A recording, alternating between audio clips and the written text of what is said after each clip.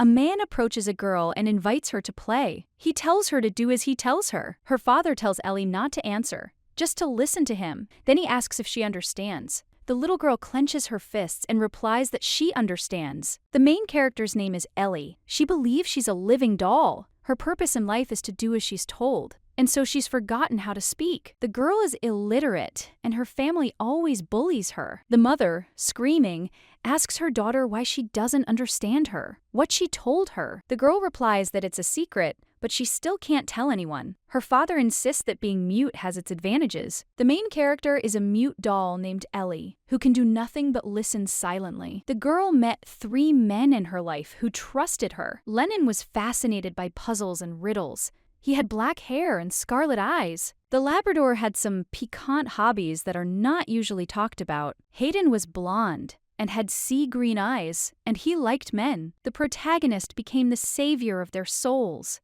but her own soul turned into a cesspool as a result. Ellie didn't understand how to escape this hell, because she knew she couldn't live like this any longer. She had to say goodbye to the mute commoner Ellie. The main character is now Countess Wu, who has everything, status and money. The boy turns to the girl and asks if she is Ellie. The Countess replies that he, sir, is mistaken. And then she turns around and says her name is Countess Fevre. And at that moment, he thought that the mute Ellie he knew was dead. The main character remembered that Ellie was just a doll, and that she was meant to listen, not speak. She wasn't born that way and could speak until she started playing a certain game. A father asks his daughter if she wants to play, and when she was 5 years old, her dad suggested she play a simple game. The little girl looked at her father and agreed. He said that there were rules, and she had to adhere to them from now on. Just listen to what he said and remain silent. Then he asked if it wasn't too much trouble. The man took the girl by the hands and said that now she should keep her mouth shut and listen. Father, screaming, says that that bastard Baron has humiliated him again, and he swears that if he didn't have that damned family, he would have quit long ago. And screaming, he says he hates them all. The little girl's father, the Baron's secretary. But this is only in title, while this honorary position is actually his servant's job. At the end of the working day, the Baron threw 5 silver coins on the ground and then praised him and said that he was a good boy. At this time, the man felt insulted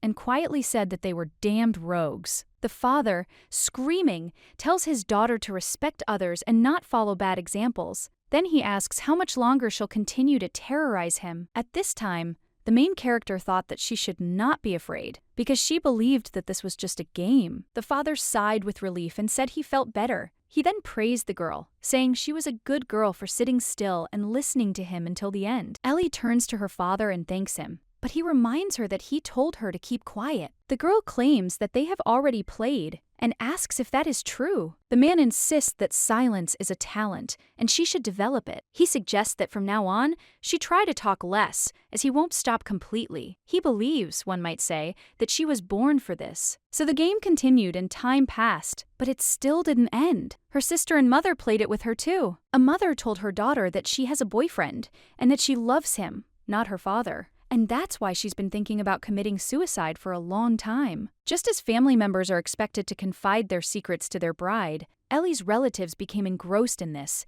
expressing all their grievances, secrets, and grief to her. And at some point, she realized she'd forgotten how to speak. The protagonist realized she no longer knew how to speak. At first, she was overcome with despair, but she also felt pride, and her father was now proud of her achievement, that she had become mute, and he considered it a blessing beyond her wildest imagination. Ellie quickly got used to her lack of speech. Although she considers it a flaw, at least she could write and read. Everyone called the girl Mute Ellie, and they needed her to express their emotions. One day, when she was 17, her father offered her something new. He told Ellie to show her talent to everyone and please them. At this point, the main character realized that she was just a mute girl who couldn't reveal other people's secrets. She'd been doing this since childhood, and it was the only thing she knew how to do. The girl thought that if she tried to refuse her father, the head of the family, he would sell her into slavery. One day, daughter heard from her father that her mother still believed her 3rd child had died of poisoning. But if we were to put it that way, he'd sold him to slave traders. Dad asks if she remembers him screaming. Then she reports that he could make those piercing, maddening sounds for hours. The man explains that he made this decision because they couldn't afford a third child anyway, and that child would live in poverty with them. He assumes his son will grow up in a wealthy home and will always be well fed and clothed. The father explains that it was difficult for him to do this, and it is not easy for him to sell his own child, and asks if she understands. Then he begins to cry. The girl understood that if she ceased to be useful to him, he would sell her into slavery, and all she could do was obey. Ellie had to listen silently to someone else's sorrows, someone not in her family this time, and to prevent her from seeing them, she was blindfolded. And since this service was well paid, her father could pay off his debts. The protagonist wondered who he was, who needed her silence, since she hadn't left the house in a long time. Her father never wanted her to leave. Her sister offered to wash the dishes for her because she was worried. The whole family felt guilty about her and excused her from any work. And so the main character could only look out the window, and sometimes she went out to tend the flowers. When her father saw her in the yard, he screamed and asked how many times he told her not to step out of the house. Then he took the girl and pushed her inside the house. At this point, Ellie doesn't understand why he doesn't want to let her go. This has happened many times, but she couldn't resist her father. Sitting in the carriage,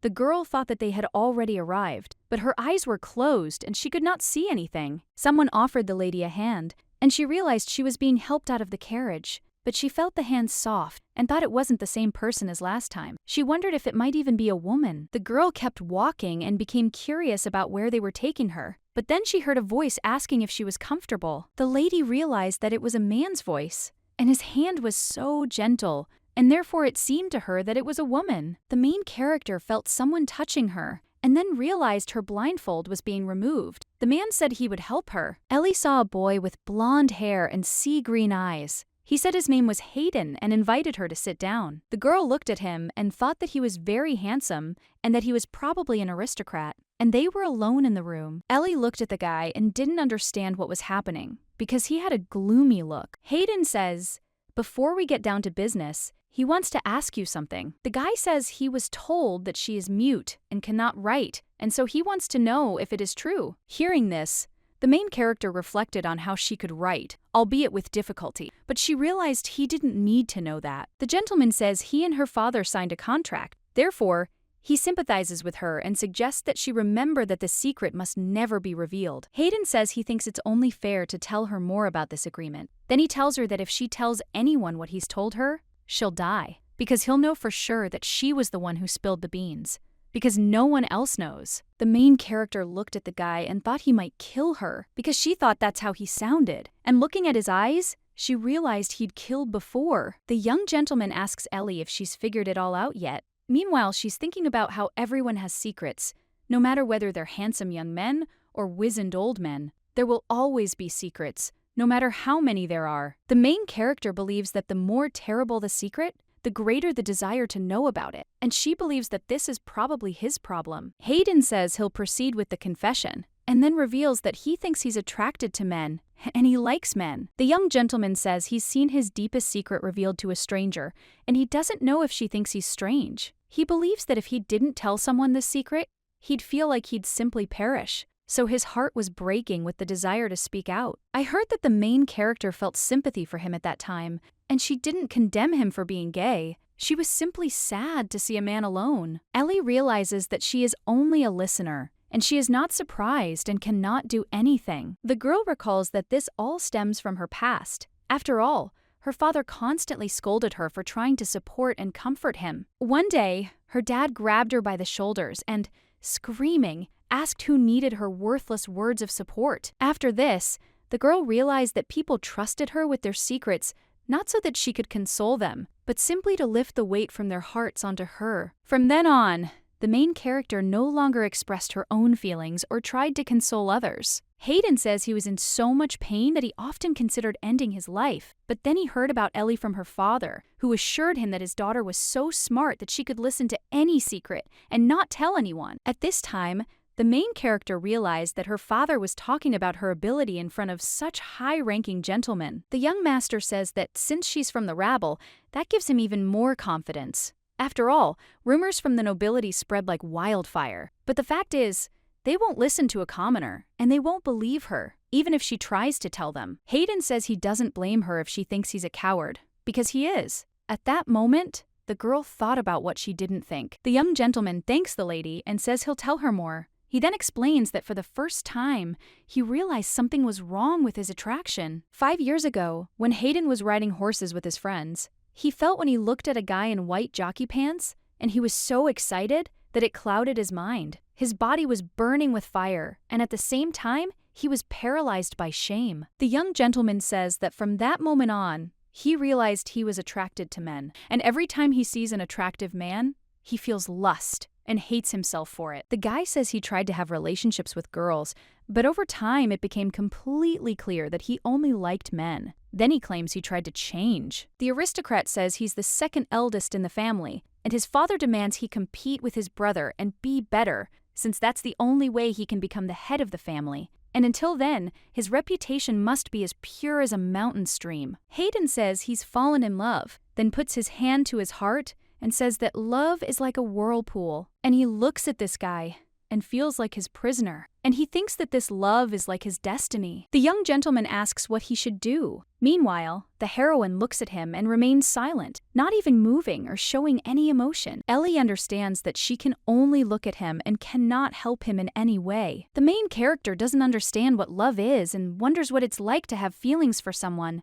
But there were times when she thought her hellish life had gotten better. The girl understands that there was never any love in her family, but sometimes she resigned herself to it and tried to simply live, like mute Ellie, and be happy. However, the main character started talking again and started meeting people because she just wants to be like everyone else. Suddenly, the father grabbed the girl by the shoulders and said that the gentleman had praised her today and therefore wanted to see her again tomorrow. Moreover, another high-ranking gentleman had expressed interest in her today. Father says that many men dream of meeting her. The main character came to see Hayden the next day. He invited her to sit down and then explained that he'd been suffering from insomnia for several years. But because he was able to open his soul to her, Ellie could finally sleep peacefully. The aristocrat says he himself was surprised by the peace his soul finds when he reveals a secret, and that's why he desperately needed someone like her. But he understands that finding one himself is nearly impossible. The young gentleman says that at times his love for him consumed him from the inside, but even so, he would give anything to kiss him just one more time. And so he desires it more and more with each passing day. Hayden asks if this is hypocrisy. Then he says he hates his misguided attraction, but he understands that he needs the kiss of the one he feels it for. The guy asks Ellie if she's ever been kissed. She shakes her head. He asks if she wants to kiss him. Then she says yes, of course, with consent. The young gentleman says that his problems would be solved if he only learned to love women. The guy says that he has tried to love the girl many times, but he doesn't feel anything, and therefore he thinks that maybe she is different, and he will succeed. And then he asks if she doesn't mind if he sits next to her. Hearing this, the main character thought that he was very tactful and looked at him and nodded her head in agreement. The young gentleman offered to tell her if he could kiss her. At that moment, the girl reflected on how she'd never really talked to men, much less kissed them. The girl recalls that one day she was in her garden, and a young man approached her, greeted her, and told her that she had beautiful flowers in her garden. He then gave her a basket, saying it was from his mother. When the dad saw the guy,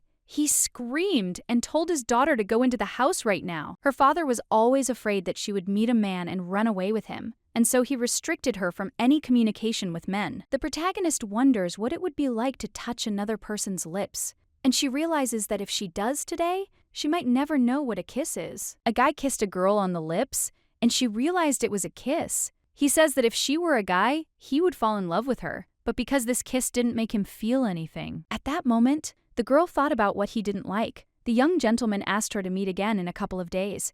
And at that moment, she thought about how she wanted to show him that she would support him, but she couldn't tell him anything. At this point, the aristocrat began to cry and said he thought he sensed she wanted to tell him something. Then he heard her comfort him. Ellie approaches the boy and wipes the tears from his cheeks. And at that moment, she thinks he's simply fallen in love and thinks there's nothing wrong with it. The girl thought about how when she thinks she's falling in love with someone, she starts to hate herself, and this feeling scares her more than death. The next day, sitting in the carriage, the main character remembers her father's words, that if everything goes as it should, then he will finally be able to quit this damned Baron. Tomorrow they are going to the pub with her, and there their golden client will be waiting for her. Ellie wondered who it was this time, and suddenly she remembered Hayden and his kiss, and she thought that if someone asked her if she wanted to kiss him again, she would say yes. The lady thought that she would like to be the one Hayden desired. The man said they had already arrived, and when the girl entered the room,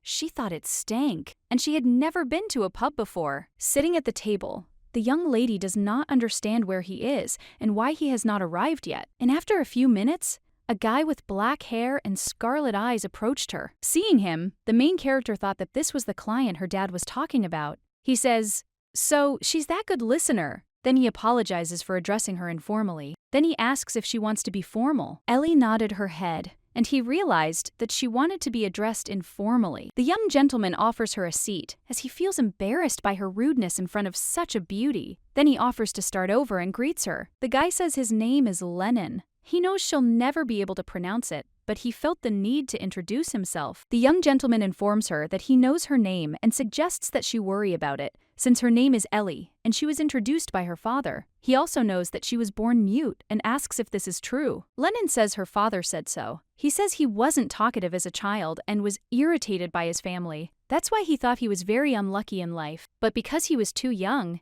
he couldn't do anything about it. The guy said he saw that whatever he said didn't matter, so he spoke less and less. At that moment, the girl thought, you wouldn't know it from looking at him. The aristocrat asks if she finds this hard to believe, but he insists it's true, and he has no reason to make things up, because at some point, he seemed to have a sudden breakthrough and became very talkative, and people began to listen to his opinions. Lennon asks if she knows why. Then he says that his feelings and thoughts need to be expressed, and if he doesn't express them, they might disappear. So he must speak out, come what may, because he believes that if he remains silent, his thoughts and feelings are meaningless. The aristocrat says that if she knew sign language, she would be able to express what's on her mind. Therefore, he believes she desperately needs to learn self-expression. Then he touches her hand. At this time, the main character thought about why he was not indifferent to her at their very first meeting. The young gentleman says he sees she's wondering, and that's why he's telling her this. He also says he came hoping to help her speak after what he heard from her father. He asked him to meet with her. The guy says that she suits him well, and also thinks that she is beautiful. At this time,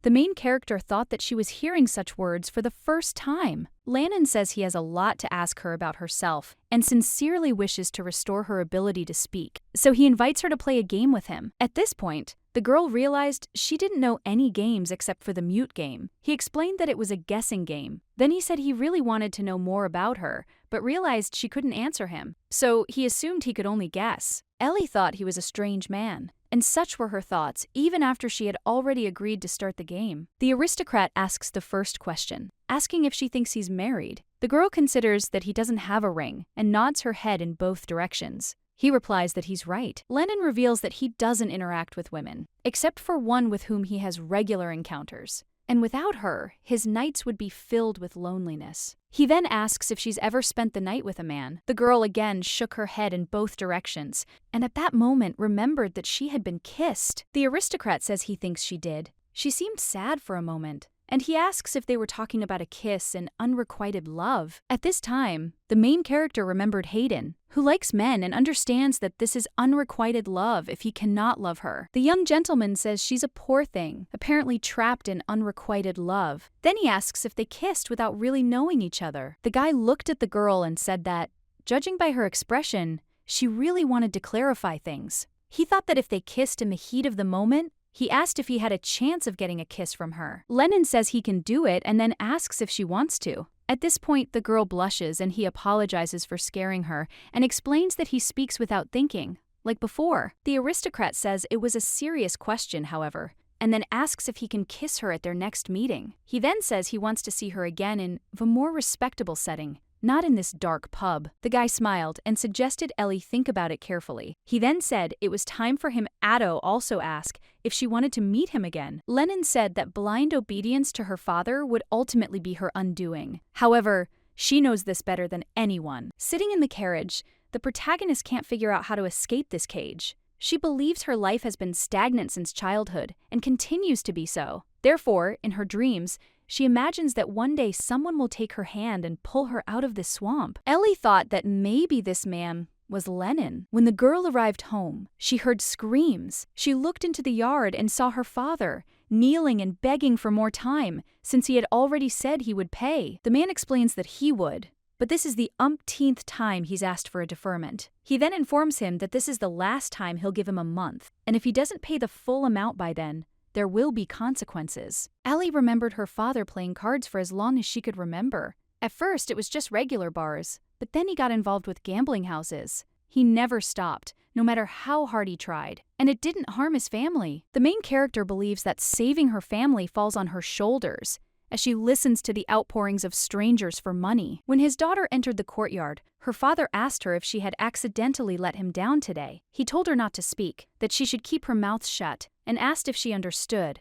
because he believed she was the family's only salvation. At this time, the girl, looking at those eyes full of madness, she clearly realized that if she did not make money for him, he would sell her into slavery as her newborn sister. Ellie enjoys riding in a carriage, lost in thought about life and her dreams. This is when she has the freedom to do what she wants, and she wants to be wherever she pleases. The young gentleman asks the girl if she's asleep. She shakes her head. No. He smiles and says he thought she did. Lennon reveals that he has a younger brother, and he's quiet and phlegmatic, but he's still his only brother, and even if he doesn't like him, he can't reciprocate. The main character thought she had a sister too, and that's why she understood him, even if she was just a place for her to vent her dirty emotions. The aristocrat says he's annoying, but he's usually the one who starts the conversation. Then he asks her to guess what he said. The young gentleman reportedly told him to close his mitten. At that moment, the girl thought about how he only smiled when he talked about his brother, and she envied his brother, because if she were not a mute commoner, but a noblewoman,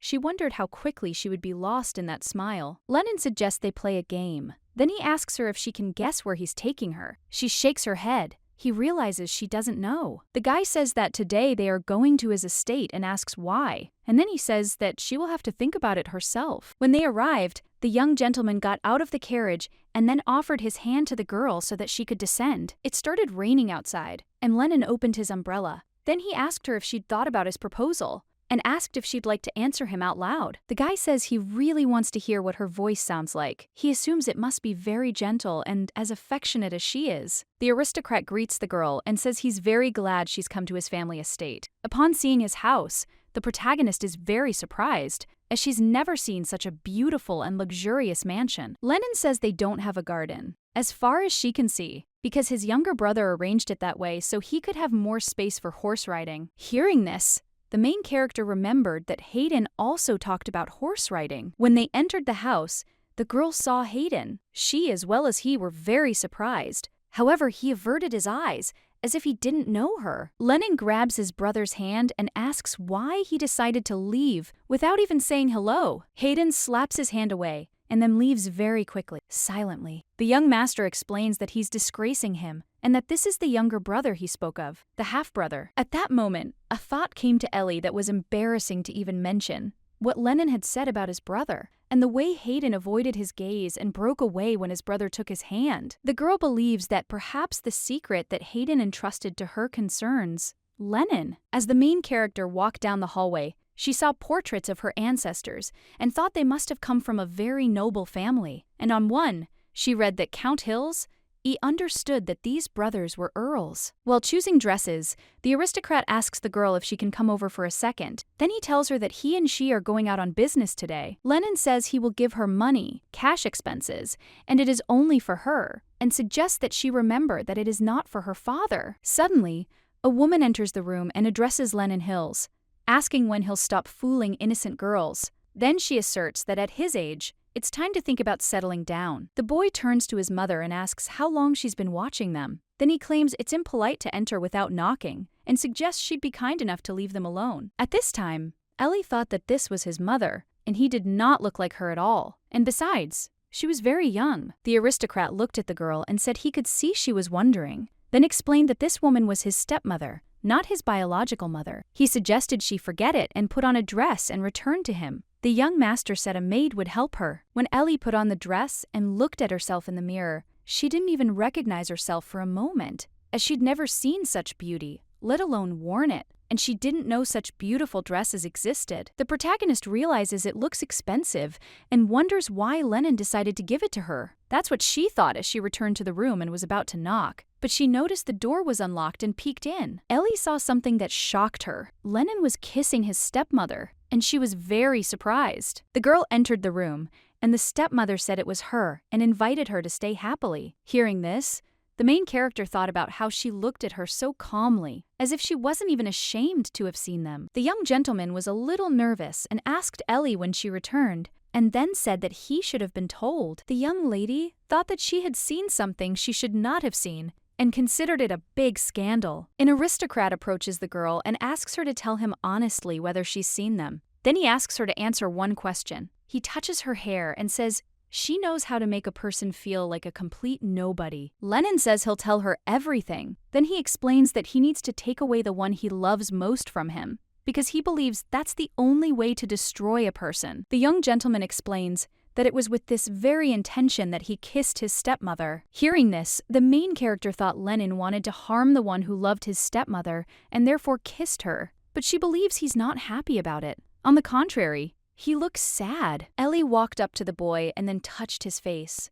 Then she hugged him, and then she thought that she didn't know what was going on inside him, but she wished he wouldn't be sad. The young gentleman tells the girl that he's seeking revenge on his father. He wants to take away his stepmother's love for him because he killed his mother. He believes he can make him feel this heartbreaking pain. The aristocrat turns to the girl and says that he does not understand why. He tells her this to the one he met only for the second time. Lennon says her father described her perfectly, as she has a real talent for listening, and he has a desire to tell her everything. And at those times, he even wants to pour out his soul to her. The guy asks if he can ask for more than just conversation, and at this point, he looks deeply into her eyes. Then he explains that he really didn't want to kiss his stepmother at all, but the girl touches his lips. The young gentleman says that her perfume makes him sick, and her scent is very attractive. And then he says that he will ask her what she thinks he wants from her. Ellie looked at the guy and didn't understand why he was looking at her like that. He told her he wanted to kiss her and touched her hand. Then he said that if she didn't take her hand away now,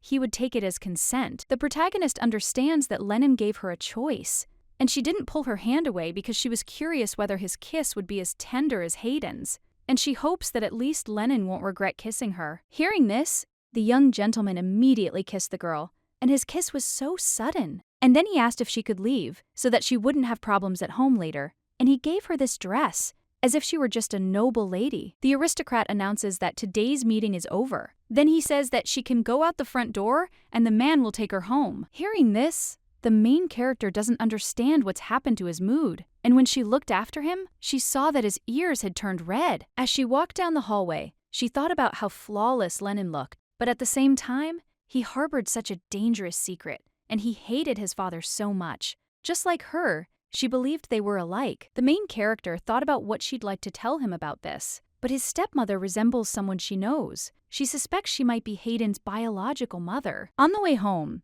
Ellie ponders her curiosity about why Lennon gave her that dress. She also assumes he kissed her because he has feelings for her, but she realizes that, on the surface, everything ended the same way as with Hayden. When the girl returned home, she saw her sister kneeling and screaming, begging her father not to sell her. Seeing this, she couldn't understand what had happened. The sister turns to Ellie and asks her to stop him, and then explains that Dad said he wants to sell her to someone. Her father explains to her that he's decided to marry off her sister. Hearing this, she can't understand what suddenly popped into his head. Then she remembers that the time to repay the debt is approaching, and he hasn't saved anything. So he's decided to sell his family until he repays the debt. The main character understands that now it is just like the last time he sold his child to pay off a debt, and believes that now it is her older sister's turn. The sister turns to Ellie with tears streaming down her face and asks her to help her. At that moment, she thought of her older sister begging on her knees in the rain. The girl recalls that when she didn't like the way she dug up the flower bed, her sister spoke in a completely different tone. The father grabs the girl's hand and tells her that Ellie won't help her, even if they all beg him. Then he tells her to get up because they're waiting for her. As she leaves, Isabella screams and says that her father will not stop and her little sister will be next. At this point, Ellie thought about how they'd never really interacted like sisters. Still, she thinks she's the one she relates to best in this family. The main character looked at the carriage and thought that she couldn't just let them take it away. The girl touches her father's hand and silently asks him to stop and return her. He says that if she doesn't want him to find her a husband, then she offers to be obedient, and then he tells her that she will live as he tells her. Her father insists she's accomplished her goal for now, then asks if she has any questions.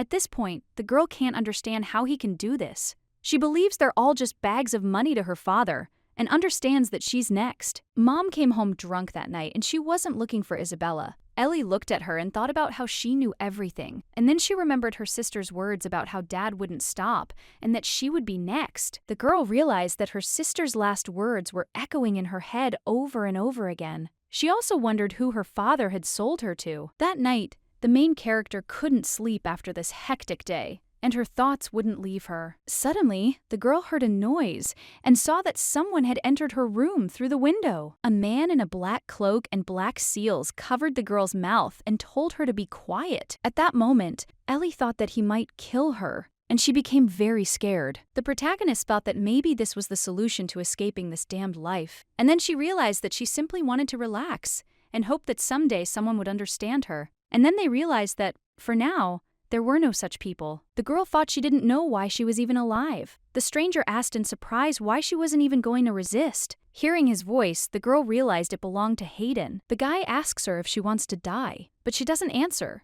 and he says he knows what it's like. Then he throws the knife on the floor and declares he can't kill her. The main character looked at the guy and couldn't understand why he didn't kill her, because she believed it was her only chance to free herself. The man who broke into the girl's room at night says his full name is Hayden Hills. Hearing this, Ellie thought that he and Len really were brothers. The young gentleman says that she seemed to expect him to come to her, and therefore was not afraid. The girl recalls that when they met at the front door, she felt it, and at that moment, she really did have such a premonition. The guy tells her it's true, and he's Len Hill's younger brother. He then explains that she knows his secret, and that's why he was afraid she'd tell. The main character heard this and realized he hadn't finished saying he wanted to kill her, but she didn't understand why his hand trembled. And then she remembers his threats that if she tells anyone, she will die, and he will know that she told it, because no one else knows about it. Hayden reminds her that he told her it wouldn't cost him anything. However, the young lady doesn't understand why he didn't kill her. But he did try to kill her. Ellie touches his face,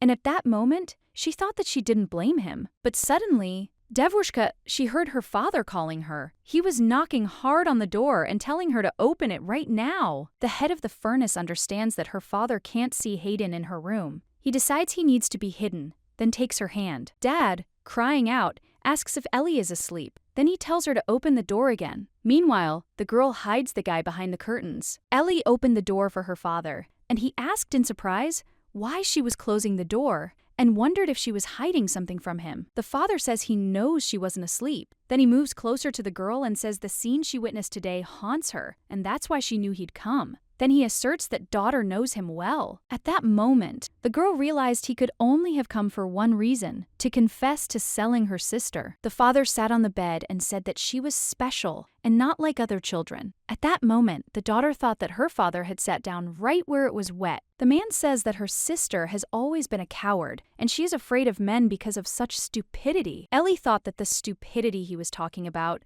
was actually a reflection of the immense trauma her sister had endured. Ever since she was raped, the sight of men had made her shudder. The protagonist realizes her father sold her into slavery, calling it marriage. He claims a new man will heal her wound, and he did it all for her own good. At this point, the daughter thought about what he did not for her benefit, but to pay off his damn debts, because she understood that she didn't want to go there. The father turns to the daughter, then takes her by the face and tells her not to look away and to listen to him. He asks if she remembers her duties. The man insists that Isabella will be happily married, and thanks to her, their family will be happy too. The father kisses his daughter on the head and sighs with relief, saying he'll sleep like a log now. Then he bids her goodnight. At that moment, the girl thought about how her skin was crawling and how she couldn't understand how her father could be like that. She also wondered why she was still playing this game with him. Ellie recalls that at first she played for him to love and praise her, but then she realizes it's no longer a game. The father returns to his daughter's room and then asks why her bed is wet. He wonders if anyone has come to see her. Hearing this, the main character doesn't know what to do. At this point, Himas comes out and says he's right, and that Ellie is the one who came. The guy explains that he had urgent business with her, and a secret he needed to tell her. He then insists that next time he'll warn him. The father was surprised to see the boy, but then said it was him, His Excellency, and since that was the case, it was okay, and she should thank him for coming. Seeing this, The girl couldn't understand why her father was smiling and assumed he was glad Hayden was in her bedroom. The young gentleman asks the man if he could leave them alone, and then explains that he interrupted his conversation with Ellie. The father agrees and he apologizes very much, but the master must know that his daughter is a virgin and she does not serve high gentlemen at night, and therefore he hopes that he will take her seriously. The father says his daughter is a chaste bride and is worth her weight in gold. Hearing this, the girl is surprised. It also confirms once again that he truly sees her only as a sack of money. After hearing these words, Ellie runs out of the room and into the bathroom. The guy opens the door and asks if this is how she's lived her whole life, and he wonders if that's why she wanted him to kill her. Hayden asks if she thinks death is better than this life. At that moment, the young lady thought about how her life was a cesspool. The young gentleman says he'll help her leave her father, and in exchange, she'll continue seeing Lennon and tell him his secret. He says if she agrees, she'll get everything: money, power, and whatever else he can get, because he thinks that with money, she could at least leave. The aristocrat claims that he is forcing her not to, and therefore she will have time to think. Sitting in bed, the girl thought about whether she could reveal Lennon's secret, and she also thought about the fact that maybe Hayden would deceive her. That night, Ellie had a dream that she was running somewhere, and it was a happy dream about freedom. The next day, while tending to the flowers, the girl thought about how she would escape this hell like in a dream, and she wondered if they would find her. The young lady heard someone speaking to her, and she realized it was a familiar voice. When she looked around, she saw a very tall man. The guy says he's so big it's hard to even look at him, and asks if that's true. Then he says his name is Labrador, and he's pleased to meet her. The girl looked at him and thought about how she didn't know him, but he seemed very considerate. Then she offered him her hand and thought it was nice to meet her too. The Labrador shook the girl's hand, and at that moment she noticed that he was looking at her hands and didn't understand what was wrong with them and thought they were too dirty. Suddenly, the guy took her hand, then put it to his face and licked her fingers. The girl doesn't understand what he's doing and takes her hand away. She also thinks he's crazy. The guy apologizes, then explains that her hands are so beautiful that he lost control of himself. He apologizes again and says he didn't do it on purpose, as his father said she has a gift for hearing secrets. Labrador explains that he came to her specifically about what he just did. Hearing this, the protagonist wondered if he too had come to confess to her. Ellie thought they should go inside,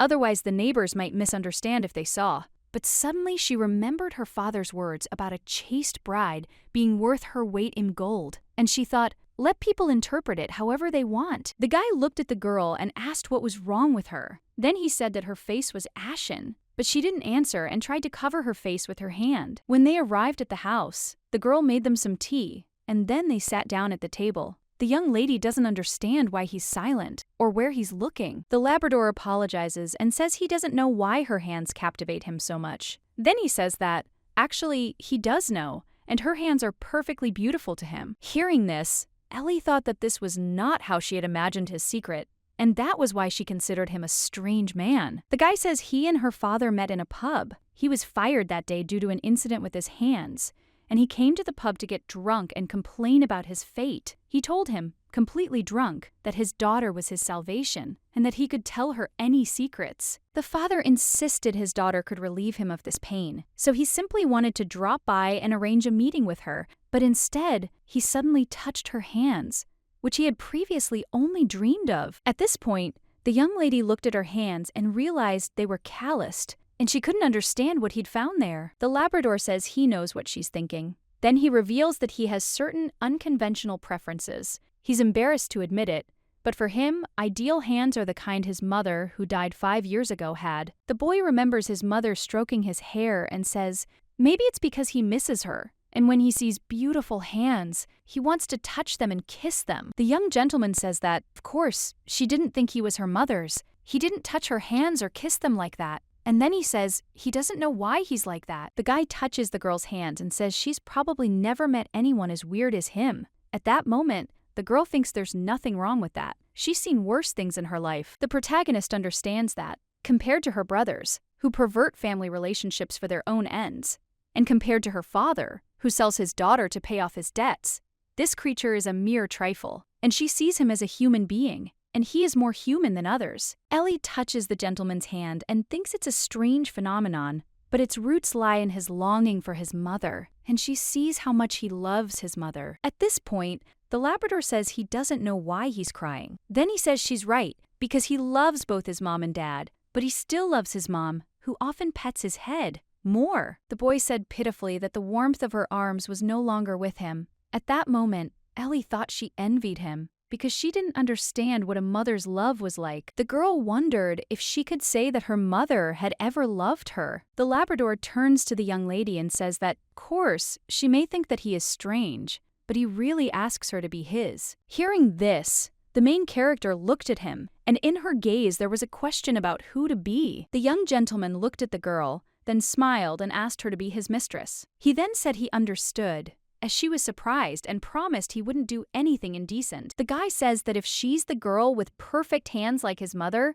she'll become his mistress, and therefore he'll be saved. Then he explains that when she wants to praise him, she should simply pat him on the head, or she could let him kiss her hand, and that would be enough for his happiness. At this time, Ellie thought that it sounded very strange, but she understands that if in this way she could soften the pain of losing his mother. The Labrador says that if she doesn't want it, he'll understand. The girl touches his hand, and at that moment, she thinks about taking her hand and saying yes. The guy was surprised and then asked if she really wanted to be his mistress. He thanked her because she was the first person to accept him for who he was. Ellie thought that every time she looked at him, she remembered her little brother, whom her father had sold. He looked so much like her, and she remembered how her brother often fell and held her hand. And in the end, her father sold him, and her older sister too. The girl thought that if she replaced the Labrador's mother, then he could replace her brother. The guy says it's in honor of the fact that she agreed to become his mistress. He asks if he can kiss her hand. The main character hesitates to give him her hand.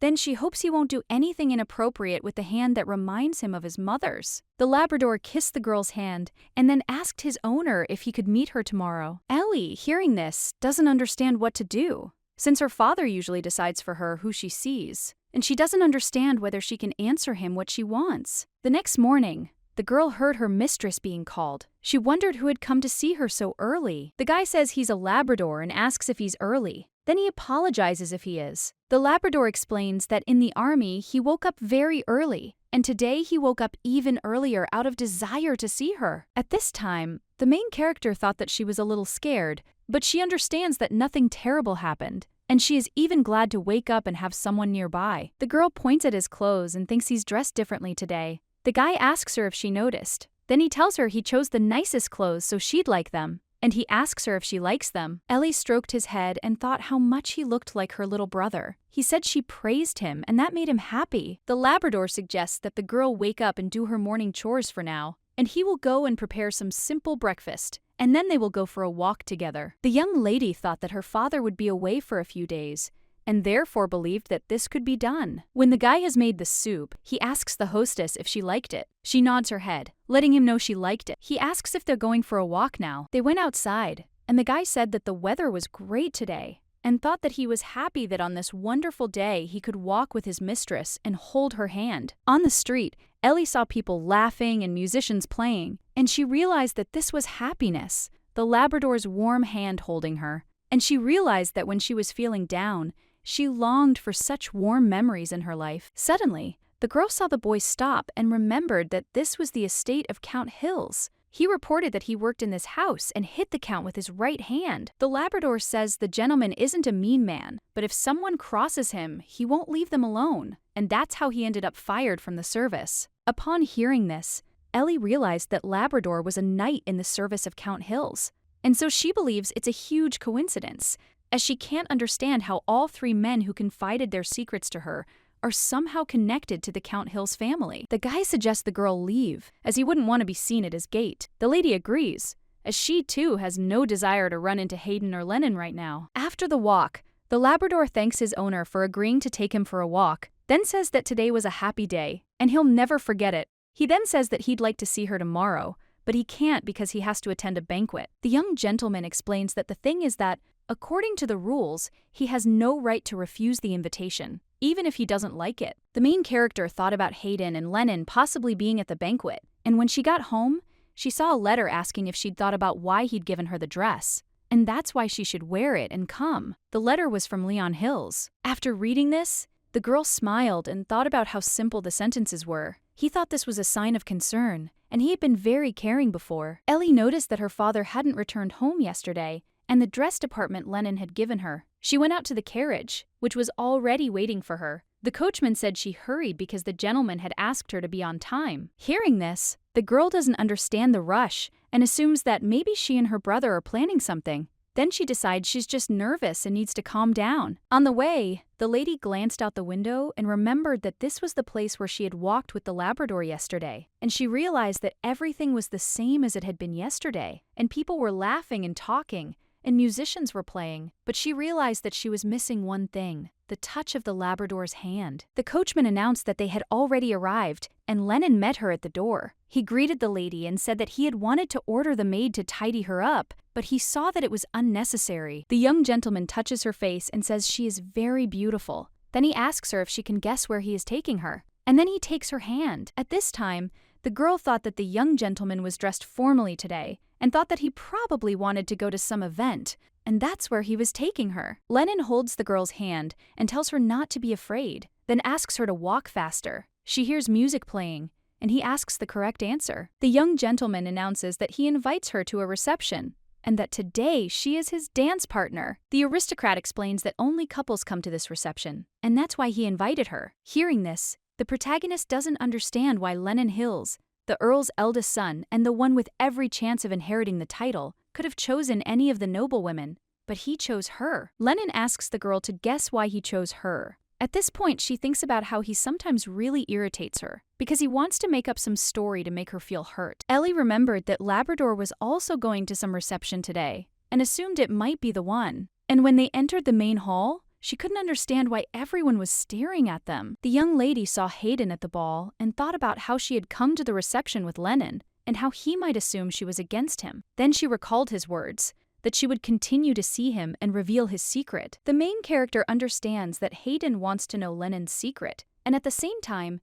he himself is afraid that she might give him and the secret to Lennon. The young gentleman turns to the girl and suggests that she not slouch in public and stand up straight, as she is here as a partner to the leading contender for the title of Count Hills. He embraces the girl and says that no one has the right to look down on her. Lennon suggests she shouldn't be afraid of their stares. Hearing this, the girl wonders if he thinks she's afraid of others. But she realizes his words have had an effect and she feels more confident. She believes she has nothing to fear, since she hasn't done anything wrong. The aristocrat invited Ellie to look at his heartless brother, who pointedly ignored him. The lady thought that, fortunately, he was busy and not paying attention to them, and that he was chatting with someone. Ellie looked at Hayden and couldn't understand why he seemed tense and out of place, so she wondered if maybe he didn't like being around crowds. And then she couldn't understand why he continued to interact with them. The girl ponders the possibility that Hayden is doing this for Togo, because he needs to surpass his brother to become the heir, and so he believes this is a struggle for the inheritance. Lennon turns to the young lady and asks if she'd like to go out onto the balcony, believing they've already made their mark on society, and that's enough. At this point, Ellie thought about how confident and superior he was. She figured that if Haiti wasn't here, then Labrador probably wasn't either, and she wondered where he was. Lennon says it's funny and asks if she saw their faces. Then he says everyone tries to choose the more prestigious and wealthy partner to enhance their status, but he thinks they're most concerned with who he came with. The aristocrat asks who would have thought the count's heir would choose a commoner as his mate. Then he says he's tired of them all, even among the nobility. They're all the same and all predictable. The young gentleman says that the only thing that makes him feel alive is meeting her. He asks the girl if she has anything she wants to say. Ellie realized she really wanted to speak up at that moment, but the desire to escape this hell was stronger, and she felt her importance when she began to listen to secrets. The protagonist recalls her father's words, telling her she was born to listen. She believes her sister sacrificed herself to save her, and she shouldn't speak. Otherwise, she understands everything will be lost. She also wants money. Lennon says she's still silent and he's sorry. Then he touches the girl's face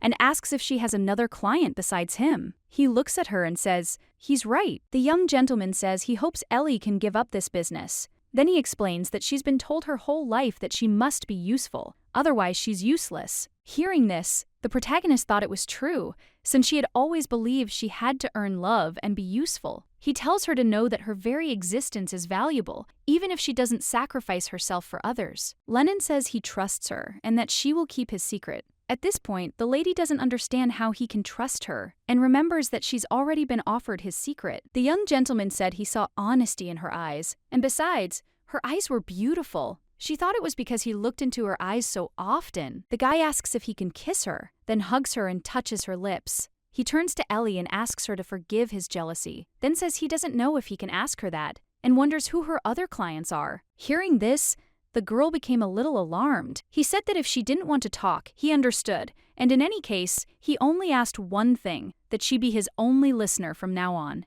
And if necessary, he would pay her the same as those people. The main character thought that money was the path to freedom, and she really needed it. She touched his palm and showed him that he'd said he'd give her some for personal expenses, and asked when he would give it to her. The young gentleman looked at her and smiled, telling her she was sweet. He asked if his offer was tempting.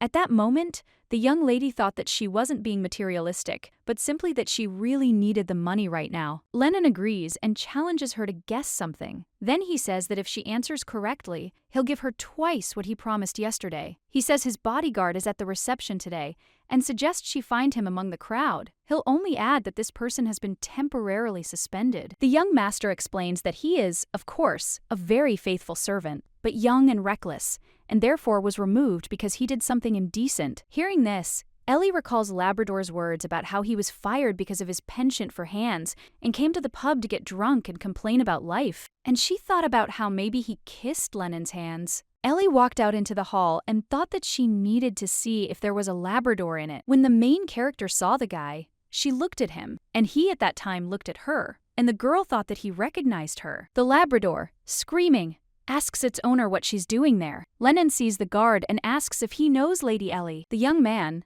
seeing His Excellency near the young lady, asks what he is doing there. The young gentleman explains that he is at home. The main character points at the security guard. The aristocrat turns to the girl and asks if this stinking dog is also her client. At this time, she thought about wanting to keep it a secret, but Labrador turned to her first and, more precisely, yelled at the whole area, and she does not understand what to do now. The guard turns to the gentleman and asks why he's putting his mistress in such an awkward position. Then he grabs the girl's hand and motions for her to leave. At this point, the young lady looked at the guy, confused as to where he was pulling her so forcefully. But suddenly, her body was close to his chest. The guy apologized and then explained that he only meant to gently pull her toward him. The young gentleman asks Labrador if he's forgotten his place. Then he asks what he's doing in his presence. Lennon says that whatever may have happened between them, Lady Ellie has come as his date today. Then he orders him out of his sight. He tells her to remember that it's he who decides whether he returns to duty or not. The young man turns to his hostess and apologizes, then announces that he'll be leaving and they'll meet later. Ellie thought that even though he claimed she was his savior, Lennon was right, and she had to stop sacrificing herself for others. The girl understands that salvation does not fall to the other side, and believes that salvation is the work of the one being saved. The young gentleman asks the young lady if this commoner has told her about his love of perversion. At this point, she's at a loss as to what to do, as he keeps returning to the topic. Ellie decides she needs to cheat, and she touches his hand and shows that she guessed correctly, and therefore offers to pay him double the amount. The aristocrat thought he couldn't leave it like this, and then he announced that he had lost, and he said that every time he spoke to her, he gained confidence that her purity would make him a better man. And in that moment, he forgot that he was the shameless one who kissed his stepmother. Ellie looked at the boy and thought about how he'd once been a good man. And back then, he'd cared about the fate of an ordinary commoner. She realized she couldn't utter a word, but she really wished she could say it out loud. Lennon said they'd made a special appearance today, and he'd walk her home. Hearing this, she thought she wouldn't want the gentleman to run into her father, and she felt that, as the eldest heir, he had an obligation to stay longer for the reception. The aristocrat says that he will walk her to the cab, and the girl agrees with him. The protagonist reflected on how she felt like this was all a sweet midsummer's dream. But she realized that dreams are illusions, and reality remains the same. And so she believed she must learn that her reality is nothing like a sweet dream. Lennon asks the girl what she's thinking about. The young lady thinks nothing. He suggests she sit down, as it's time to go home. When Ellie got into the carriage, The gentleman sat down next to her. Seeing this, the girl looked at him with a look that said he couldn't sit next to her and should leave. The young gentleman says that if she has any objections, she should say them out loud. Then he asks if she thought he was obligated to stay at the reception. He explains that this wasn't part of his plan, since right now he only wants to be with her. The aristocrat says that his mistress and he didn't know that she would be so embarrassed by his words, and asks if he hadn't said before that he was never bored with her. The protagonist, hearing this, doesn't understand why her cheeks suddenly flushed so much. The young gentleman says he doesn't know how she is, but he wants to see her tomorrow. The girl offered him her hand, and he thought she was accepting. Lennon shakes the young lady's hand and tells her he's giving her homework to guess where they're going tomorrow. He asks if she's ever wondered why he chose her as his date. Hearing this, the girl became thoughtful. The aristocrat touched her cheek and said that he had told her this 1,000 times already, that he felt happy with her, and since she hadn't guessed right today, if she guessed right tomorrow, he would see how he could reward her. The young gentleman gives the girl money and says there's enough there to keep her from being sad. Then he calls her his lady. Hearing this, Ellie thought about how he'd never called her that before. He was telling her she should be free and find herself, because life is short. The girl doesn't understand how to find herself. She thinks it would be impossible for her, who has always been pushed around by others,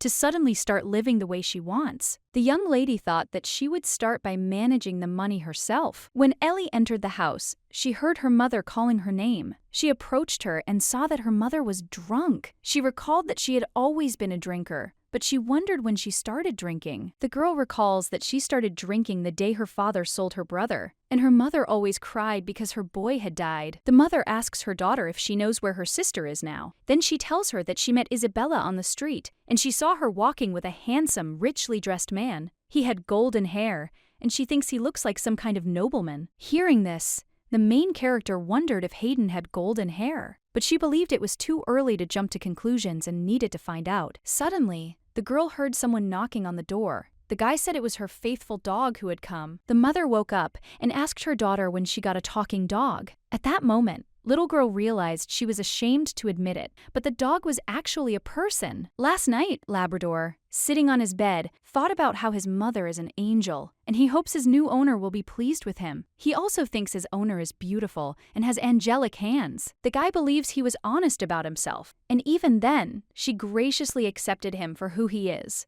And so he hopes that thanks to him, she'll smile every day. The Labrador doesn't understand why he keeps imagining his master and mistress together that evening. He hopes it's just an agreement, like the one he had with his mistress. But he notices that Lennon likes her. The guy thought about how much he'd love to be her only close friend, so he decided to go to the market tomorrow to buy groceries and cook for her. He thought maybe then she'd realize he was better than Lennon. The Labrador is thinking that if she becomes his owner, the girl will be able to forget about household chores for the rest of her life. The boy thinks that if only he hadn't been so unfortunate as to touch this man's hands, which immediately sparked all sorts of rumors, he would have been bringing home a decent salary. And so he understands that what's done can't be undone, and believes he should think only of his mistress. The Labrador thinks his owner doesn't live alone, and hopes she doesn't have someone else who makes her breakfast early in the morning. And then he knocks on the door, thinking that if it's not his grumpy master, he won't mind. Ellie opens the door and gestures with her finger for silence.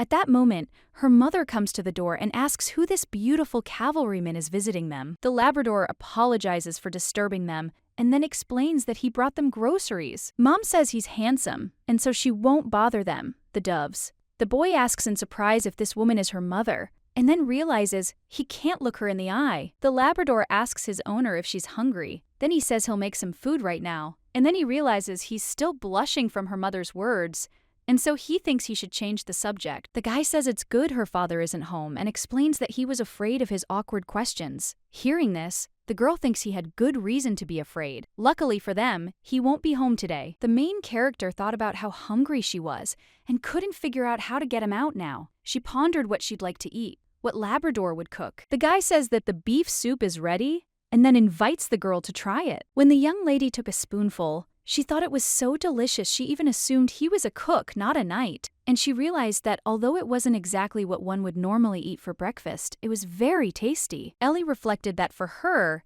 eating was just another routine activity to maintain life. But it turns out that eating with someone is pleasant and joyful. The Labrador says he's already asked his father's permission and therefore believes his arrival wouldn't upset him. He recalls him saying the lady had a meeting with another client today. The girl moves her lips and asks if he's seen her father. He replies that he met his father in that very pub. Hearing this, the main character was surprised because she thought he was busy with something. But he was in the pub all this time. The Labrador asks his owner if she knows who her client is today. He also wonders if it's his master. At this point, the girl thinks he's guessed right. And of course, it's Lennon. When Ellie saw the guy off, she thought that, fortunately, she and the Labrador would not cross paths.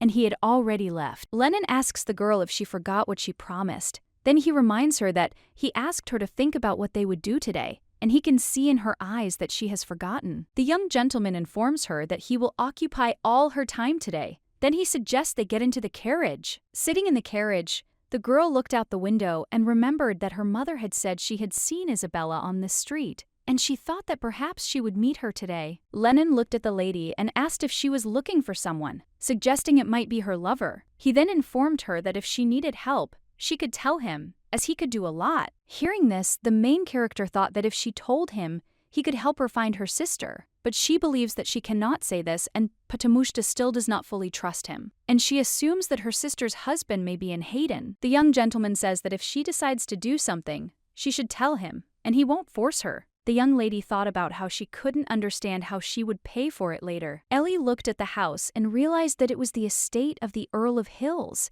and she did not understand how her commoner could be allowed there. Lennon mounts his horse and then tells the girl to give him her hand and they'll go somewhere together. He explains that when he needs to unwind, he rides a horse. The main character looked surprising, and she doesn't know how to ride it because she has never ridden a horse before. The young gentleman says he'll be driving slowly and therefore advises her not to worry. At that moment, the girl thought she understood him, as the wind in her face, the clatter of hooves, the beauty all around, all of it was very pleasant. Ellie realizes she's embarrassed to be sitting so close to him. Then she motions for him to look at the road instead of her. He says he doesn't want to look at the road and says they're driving slowly, so she's safe. The young master says that looking at her face is much more pleasant than looking at the boring courtyard of the estate. At that moment, the main character realized she felt someone's gaze on her, and when she looked at the house, she saw Hayden standing near the window. The girl thought Hayden was looking at them, but realized he was looking at Lennon,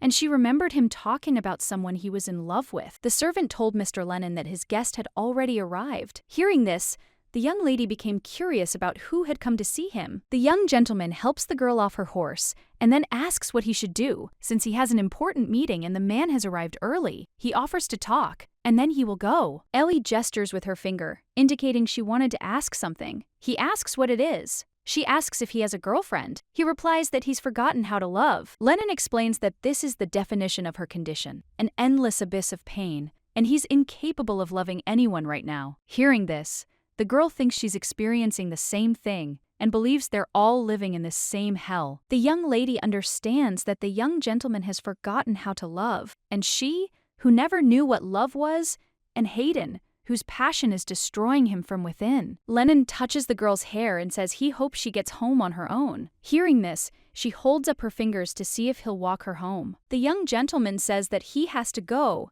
and that the young lady has to go home. When Ellie entered the house, she heard her father's voice and thought that he had been gone for several days, and now he had decided to show up. The girl overheard a conversation about whether it was possible to prevent bruising after the surgery and preserve her appearance. She wondered what he was talking about. Then a man's voice said he would try to remove them as carefully as possible, but all he needed was a bottle of a special solution, which cost money. The stranger asks if there's a way to make her not mine. Hearing this, the girl thinks he wants to blind her. The stranger replies that there's a drug they use to burn out vocal cords. The father asks if it's possible to have the eye surgery performed tomorrow. The man replies that it is. Hearing this, Ellie thought she had to run, and she reflected on how her father had used her to amass a huge sum of money, and so she believed he had become completely unlike himself, and would soon take everything from her except her ears. The main character understands that she will remain his golden antelope, carrying money for the rest of her life. Suddenly,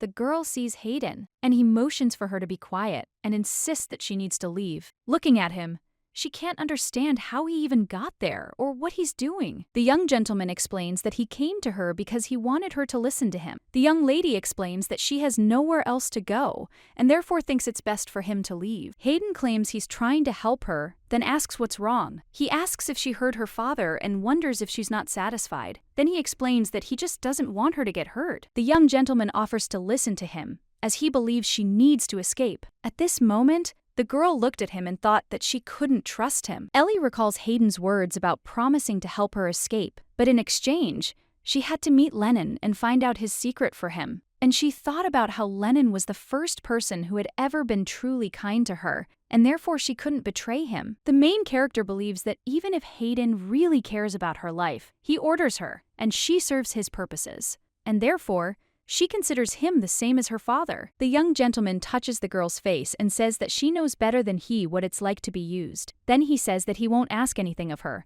as long as she stays alive. He says he'll return tomorrow, and he hopes she'll come to her senses. At that moment, Ellie thought about what would happen if she ran away right now. All she needed was the wallet with the money Lennon had given her. The father turns to his daughter and asks what she's doing there. Then he says she's just in time and offers to greet his guest. The father tells the stranger they'll see each other tomorrow. Hearing this, the main character thought that tomorrow would be her last day. Her father suggested his daughter go inside because the night was chilly. At that moment, she thought she had no time and that tomorrow she had to escape this hell. Sitting in her room, the girl thinks about the fact that she can leave while he is sleeping, but her father is not sleeping, and he is sitting and drinking, and so she does not understand what to do. The young lady thinks she'll just wait until he goes to work at the Baron's house, and maybe he'll leave early in the morning. She even thinks there's some relief in that. Ibula! It would be better if he left early. Ellie reflects on how she thought she'd never break out of this vicious cycle of obedience, and so she tried to accept it and simply go with the flow.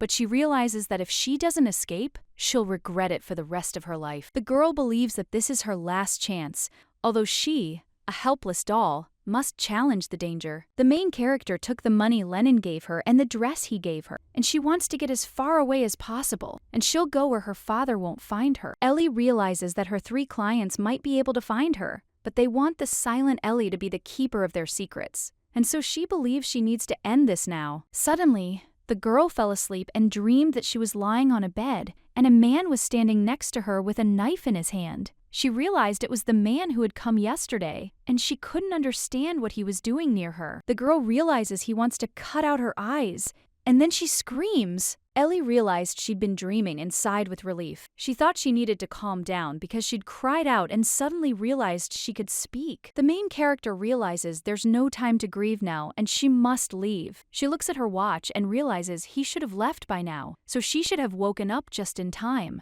At that moment, she remembers that she mustn't forget the money. When the girl came down the stairs, she saw her father sitting at the table eating breakfast and her mother sitting next to him. Seeing them, the daughter was surprised, as she couldn't understand why he hadn't left. Her father announced he had decided to quit his job. Hearing this, his daughter thought about how she was his perfect money-making doll and how he was already neglecting his work, and then she thought she couldn't let this happen and had to run away. The father asks his daughter if she's going to the garden. The girl reflects on how often she goes there. The father asks if he can come with her. The man asks the girl if she remembers that she needs to ask his permission before leaving the house. The girl thinks she'll still have a chance, and so she needs to make it before this guy gets here. Ellie is digging a bed near the flowers, and her dad is watching her all the time. And at that time, she thought that if only he would get distracted for a minute. The mother screams and calls her husband to come and see her. He asks what the damned woman wants. She calls him to go faster. At this moment, the main character thought that now was her chance. Then she quickly approached the fence and thought that she had very little time left. The father, crying out, asked where his daughter was going. The girl turned and looked at him, then quickly ran away. Her father, screaming, tells her to stand still. Meanwhile, the girl runs as fast as she can, thinking this is her last chance. And then she remembers her father's words. Could the doctor perform the eye surgery tomorrow? The main character believes it's entirely possible that he'll do it today, and she understands that if her father catches her, she'll have to remain a living doll for the rest of her life. But she doesn't want that. After a while, the girl thought she had no more strength to run, but she heard her father's screams and realized she mustn't let him see her. Ellie ran out into the street and realized she needed to hide. Then she saw an alley and ran there. At this time, the main character was very scared and thought that she really wanted him to leave and not see her. A father approaches his daughter and asks why she makes her elderly father run after her like that. Hearing this, the girl doesn't understand what to do, and her father insists she go home. Suddenly, Ellie saw a woman in a cloak. Then he turned to her and begged her to help her, but said nothing. Her father told the girl to go home and not bother passersby. The main character silently begs for help, but her father insists she go home. Meanwhile, the girl screams, begging for help. The man in the cloak asks the girl if he can help her. Then he turns to the man and asks if he's her father. He replies that he is, explaining that his daughter is simply a bit capricious, and that's why he says she didn't interfere. At this time, Ellie looked at the woman and silently begged her not to believe him, because it was not true. The father wants to grab the girl, but the woman removes his hand and says that the young lady does not want this. The man, surprised, asks why she won't let her father bring his own daughter home. He says it's best for her to leave while she's still alive. And then he thinks about some girl counting his names and thinking he won't hit her. The woman lifts her leg and knocks the man to the floor with one kick. Then she turns to the girl and tells her to go. The woman asks if she feels sorry for the old goat. Ellie looked at her father and said goodbye silently. And when she saw the carriage they approached, she realized this woman was an aristocrat. The stranger says that if she has nowhere to go, she can stay with her. Then she says she can take her wherever she wants. The woman says her father won't leave her. He'll follow her. At this point, the main character thought it was terrible, and she couldn't understand how she could get into a carriage with the first woman she met, since she couldn't even see her face. The aristocrat asks if she is afraid to go with her. Then she throws the hood off her head and swears on the honor of her family that she will not harm her. Ellie looked at the girl in surprise, confused as to why she looked the way she did. The stranger said all she had to do was look into her eyes, and she immediately wanted to help her. The woman says that her eyes are beautiful. The girl says that hers are beautiful too. The main character, enchanted by the twin girl, got into the carriage. The aristocrat asks her if she has many problems. And then she says that she can cry because she needs to give vent to her emotions. And then she hugs the girl and says that she will support her. The girl felt the warmth of her hands and wondered if it might be a dream. After 17 years in the hell her father had created for her, she was finally free. The aristocrat says she must tell her it's fate that they met. Then she reveals that for the past few years, she's been searching with all her might for her double. The protagonist is surprised to hear this. The stranger says she was already there, about to give up, as if by fate's will when they met. Meanwhile, Ellie couldn't stop crying in the carriage and fell asleep. The man asks the girl if she's told her about their situation. She replies that she hasn't yet. Then he asks how she would have done that, since the girl was crying the whole time. He explains that such a story requires a different atmosphere. At this point, the main character is unsure whether she should wake up now and decides it's best to pretend to be asleep for now. The man asks the lady if she thinks a girl who can't even speak can replace her. The woman suggests he be quieter, as he might wake the girl. At this point, Ellie realizes she can't see them, but she can feel them looking at her. No! And after a few minutes, she decides it's time to wake up. The guy saw the girl getting out of bed and asked if she was awake yet. The woman asks the girl if her name is Ellie. At that moment, she remembers her father's words about her needing to return home because she shouldn't cause trouble for strangers. The stranger apologizes for not introducing herself earlier. Then she says that her name is Hannah Ferv, and the man who is looking at them with a displeased face is her brother, Hardwin. The young gentleman looked at the girl and said that he was pleased to meet her. The lady says they are the children of Count Ferv, and she is the Countess, with Hardwin her assistant. Then she says she wanted to ask something right away, if she can speak normally. The Countess says that she wants to talk about their situation first, and then apologizes for doing so right away, and explains that they have little time. The lady reports that she could die within 2 weeks, and when she's gone, someone must inherit her earldom. She says her parents died young and she has no other siblings. Therefore, the title must go to Hardwin. The Countess says her brother has no right to inherit due to age restrictions under the law. Inheritance is possible from the age of 18, and he is 17. Hannah says he can only inherit the title next year, but she understands that her time is running out, and therefore the title could go to their cunning cousins, who will not miss their chance. The Countess explains why she's been searching for a girl like her for so many years. When I saw her, I thought fate had smiled on her. She says that until Hardwin comes of age, The most suitable person to take her place is Ellie. The Countess sits down next to the girl and says she will give her money, or whatever she asks for, and then she touches her hand. Hannah says that in exchange, she can pretend to be her until Hardwin inherits the Earl's title. Hearing this, Ellie realizes that with the money, she'll be able to start a new life, and she believes that for now, she can hide from her father in this place. Therefore, she thinks this is a very good offer. The Countess says that if she doesn't like her request, she has the right to refuse. And then she says that she needs somewhere to hide from her father. Hannah says that if she pretends to be her, no one will know she's Ellie. At this time, the main character does not understand how she will take her place if she is not able to speak. The Countess says that it is already late and therefore invites the girl to rest here and think about everything. Ellie thought about how she'd never heard of a ferv before. She thought it was probably because it was so far from her home. The girl realized she had lost the money Lennon had given her, and she didn't understand what she would do if she ever saw her father again. Suddenly, the girl heard someone knocking on the door. Then the guy said it was Hardwin and asked if she was still awake. Ellie opens the door and thinks that he probably forgot to tell her something. The young gentleman asks if he can come in for a while. Then he comes in and sits down. He places a candle on the table and invites the lady to sit down too. The main character looked at him and did not understand what he was doing because she saw white shoes in his hands. Hardwin says he wasn't sure the size was right, so he eyeballed it and went with what he had. Ellie looked at her feet, and she hadn't even noticed that she'd been barefoot the whole time, and she didn't think the man who seemed indifferent would be so attentive. And she thinks he's actually gentle and affectionate. The young gentleman looked at the girl and asked what was wrong, seeing her surprised expression. He then explained that she shouldn't worry, as the shoes were new. The main character put on the shoes and realized that the size fit perfectly. Hardwin apologizes for his sister's ignorance. He then explains that she's a stranger, and it was rude to force her to help them solve their problems. The young gentleman asks the girl what happened to her, that she became like this. At this point, she thinks she wants to answer, but for some reason she can't. The guy looked at the girl and said he understood, since he couldn't have expected anything from her. Then he suggested she go to bed and announced he was leaving, apologizing for waking her. Hardwin tells the girl to wear these shoes tomorrow. When the young gentleman left the room, the girl saw him smile. And then she thought that if she became Hannah Ferv, she wondered if she would be able to see that smile often. Suddenly, the guy turns to the girl and then comes closer to her, and she understands that if this continues, he will kiss her. However,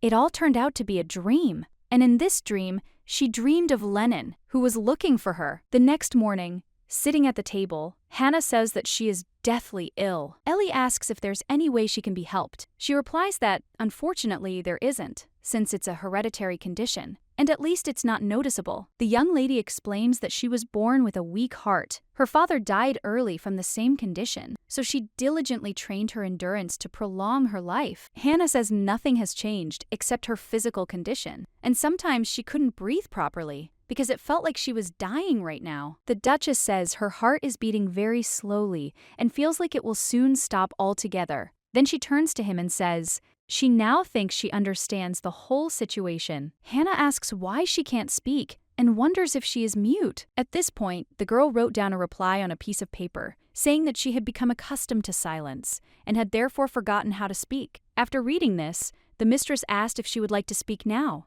Ellie nodded her head in agreement. The young lady says that if there's a will, she has no doubt she can learn again. Then she reminds her that she asked her to help them yesterday and asks what she ultimately decided. At this point, the protagonist realized that it wasn't that she wanted to, but she wasn't sure it would work out, since she was used to doing what others told her to do, and she didn't know if she could make her own decisions. The young mistress says she just needs to prove that Hannah Fevre is alive. Hardwin will take care of the rest, and he'll handle it. Then she reminds her that she told her he was her assistant. The Countess says she hopes the young lady will not delay this. At this point, a young gentleman approaches them and addresses the sister, suggesting they stop pressuring the girl. He then asks how it's possible to make such a difficult decision in one day. Hannah asks how many days she should give him. He replies, at least 2 days. Hearing this, the Duchess turns to Ellie and explains that he was just making a joke. Then he tells her to laugh, even if it's not funny, that she must laugh, otherwise he'll be offended. The young lady asks what a man who rarely visits the garden is doing here. Hardwin says she received a letter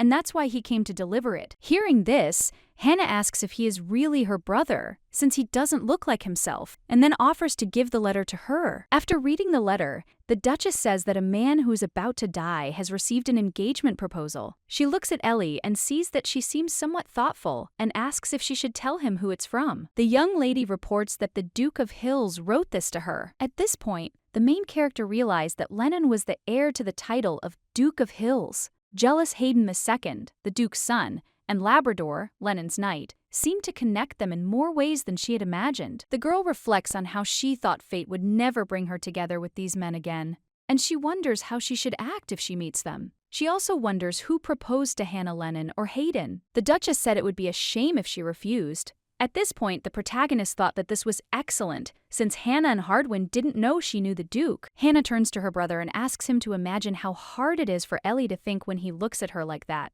Then she says she knows they're very similar, and so she suggests he refrain from doing that. The young gentleman heard this and told her not to talk nonsense. Then he turned around and left. The Duchess says he sometimes seems rather cold, but he's actually very nice. Then she touches the girl and invites her to come in and talk some more, and have a drink while she's at it. Hannah seemed to forget that death was nipping at her heels when she drank. The protagonist watched her discuss only the past, even while drunk, and realized that she knew better than anyone that she had no future. The Duchess turns to Ellie and says that they have been talking so much all day, and it seems to her that they are like two sisters. After a while, the main character smelled something pleasant, and when she opened her eyes, she saw Hardwin trying to cover her with a blanket. The girl thought that she was very grateful to him for his care, and then she did not realize how she pronounced his name, syllable by syllable. The surprised guy asks why she just called him by name. Then he suggests she try again. At this point, the young girl wondered if she could repeat that name again. He urged her to be brave. Then he informed her that, although she stuttered, she said his name out loud. Ellie was hesitant, but she said his name again. Hearing her speak, the guy threw down the blanket and then said he knew she'd succeed. The young gentleman asks if she's going to bed now. The young lady nods, but he objects, telling her not to nod, but to try answering with words. Ellie looked at the guy and couldn't understand where he was so confident that she could talk, and she wondered why he trusted her without any basis. I think it might be because she looks like Hannah. The main character doesn't know why, but trust gives her the courage to move forward. Hardwin looked at the girl in surprise and asked why she was crying. Then he calmed her down and asked if she was crying because of him or because she was happy. The young gentleman touches the young lady's head and says that she is a good girl, and suggests that in future, she should not cry anymore, but only smile. The boy lifts his sister onto his shoulders and says he'll carry her, and when the main character is left alone, she thinks about how it's suddenly become quiet,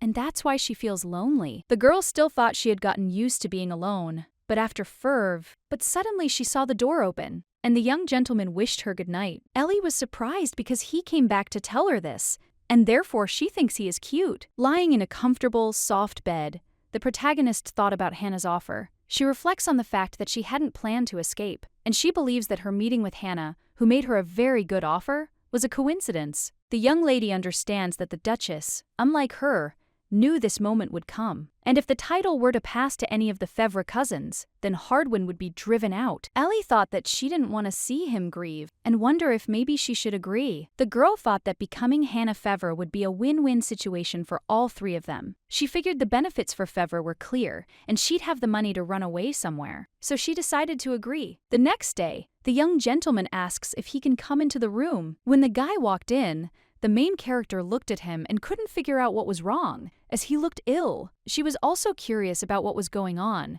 and asked what had happened. Hardwin reports that sister can't breathe properly. Then they go to her room. The brother asks the Duchess how she is feeling. She replies that she is in pain. Then he asks if he thought she would never wake up again. At this point, the main character reflected on how the Duchess had seemed more alive yesterday. Then she hugs the girl, reflecting on how, while watching her smile, she hadn't realized it. Ellie realized she now understood that Hannah was afraid of death, and so she wanted to allay Hannah's fear. The girl turns to the Duchess and informs her that she is still alive. Hearing the girl speak, the lady asks in surprise how she could speak. Ellie insists that everything will be fine, and says that she agrees. Hearing this, the Duchess says that she is very glad, Then she thanks the girl and says that now she can die in peace. Hannah claims that this is good news and does not understand why she is crying and asking about it. The Duchess hugs her brother and the girl and says that he was right about the 2 days. The young mistress approaches the young lady and offers to try and share something with them. The main character gradually began to tell about herself, that her father took away her sight and voice and tried to make money off of her. Ellie explains that she can't explain in detail because she's not yet used to speaking, but she knows she's been able to share the important facts, with the exception of the story about the Duke of Hills. The boy heard this and cried out, asking how such parents could exist in their world. His sister thought it was sheer madness, and then said she could punish her father if she wanted. At this time, the main character thought that there was no need to look at her, and she still thought that she was fine. Hannah says that since she agreed, she will tell her more about herself, or more precisely, about Countess Fevre. The young lady explains that she rarely went out, and the only thing that ever troubled her was her heart, not all the nonsense they like to discuss at banquets, and therefore, she believes no one will notice the substitution. Hannah announces that this time she must attend the banquet and dance with Hardwin. Hearing this, Hardwin, surprised, asks her sister why. She explains that she can't allow another man to hold Ellie's hand. Then she reminds him that no one must know their secret. The young gentleman turns to the girl and explains that he didn't say that because he doesn't want to dance with her. Hearing this, the sister asks her brother why he's so stupid. Ellie says she can't dance. The Countess says it's okay and smiles because she thinks she can learn. The young gentleman says he hadn't even thought about it and says she scared him with her seriousness. At this time, they laughed as if they had forgotten all their sorrows and hardships. But the main character understands that this is not forever, and the happy times will end someday. From that day on, Hannah's condition deteriorated sharply, and she spent the entire time in bed. Ella felt like she was only holding on for her brother's sake. In reality, her heart should have stopped beating by now, but she couldn't die without passing the title to Hardwin. Hannah believed she had to hold out until she found someone like her. And eventually, when she found the protagonist, her strength began to fade. The Countess asks Ellie if she will stay with her for the night, and then suggests sleeping together tonight. The young lady agreed to spend the night with Hannah, and she thought about how she hadn't known what it was like to be close to someone, but she realized she now knew a little about that feeling. Ellie reflects on how, even though they only spent a short time together, Hannah made her realize that interacting with people is really interesting. The Countess asks the girl if she's ever loved someone. She replies that she hasn't. The young lady says she's sorry because she doesn't know what it's like. Then she says she should try falling in love because she thinks it's a wonderful feeling. Hannah says that although she was a sad countess who rarely visited social circles, she dated many guys from a young age. But she understands that sooner or later she would die anyway. The young lady says she didn't want to be pitied, and she was interested in trying many things before leaving this world. And so she hopes that Ellie, too, will meet someone who will truly love her. Hearing this, the main character doesn't understand how to love this. She believes it's when ordinary, everyday life becomes special. It's as if nothing else interests her. Hannah says it's okay, that she's new to this feeling. Then she reveals that she thought Hardwin was the only one like that. But it turns out she's the same way. The Countess says that lately all her brother has done is take care of her, but she understands that she will soon die anyway,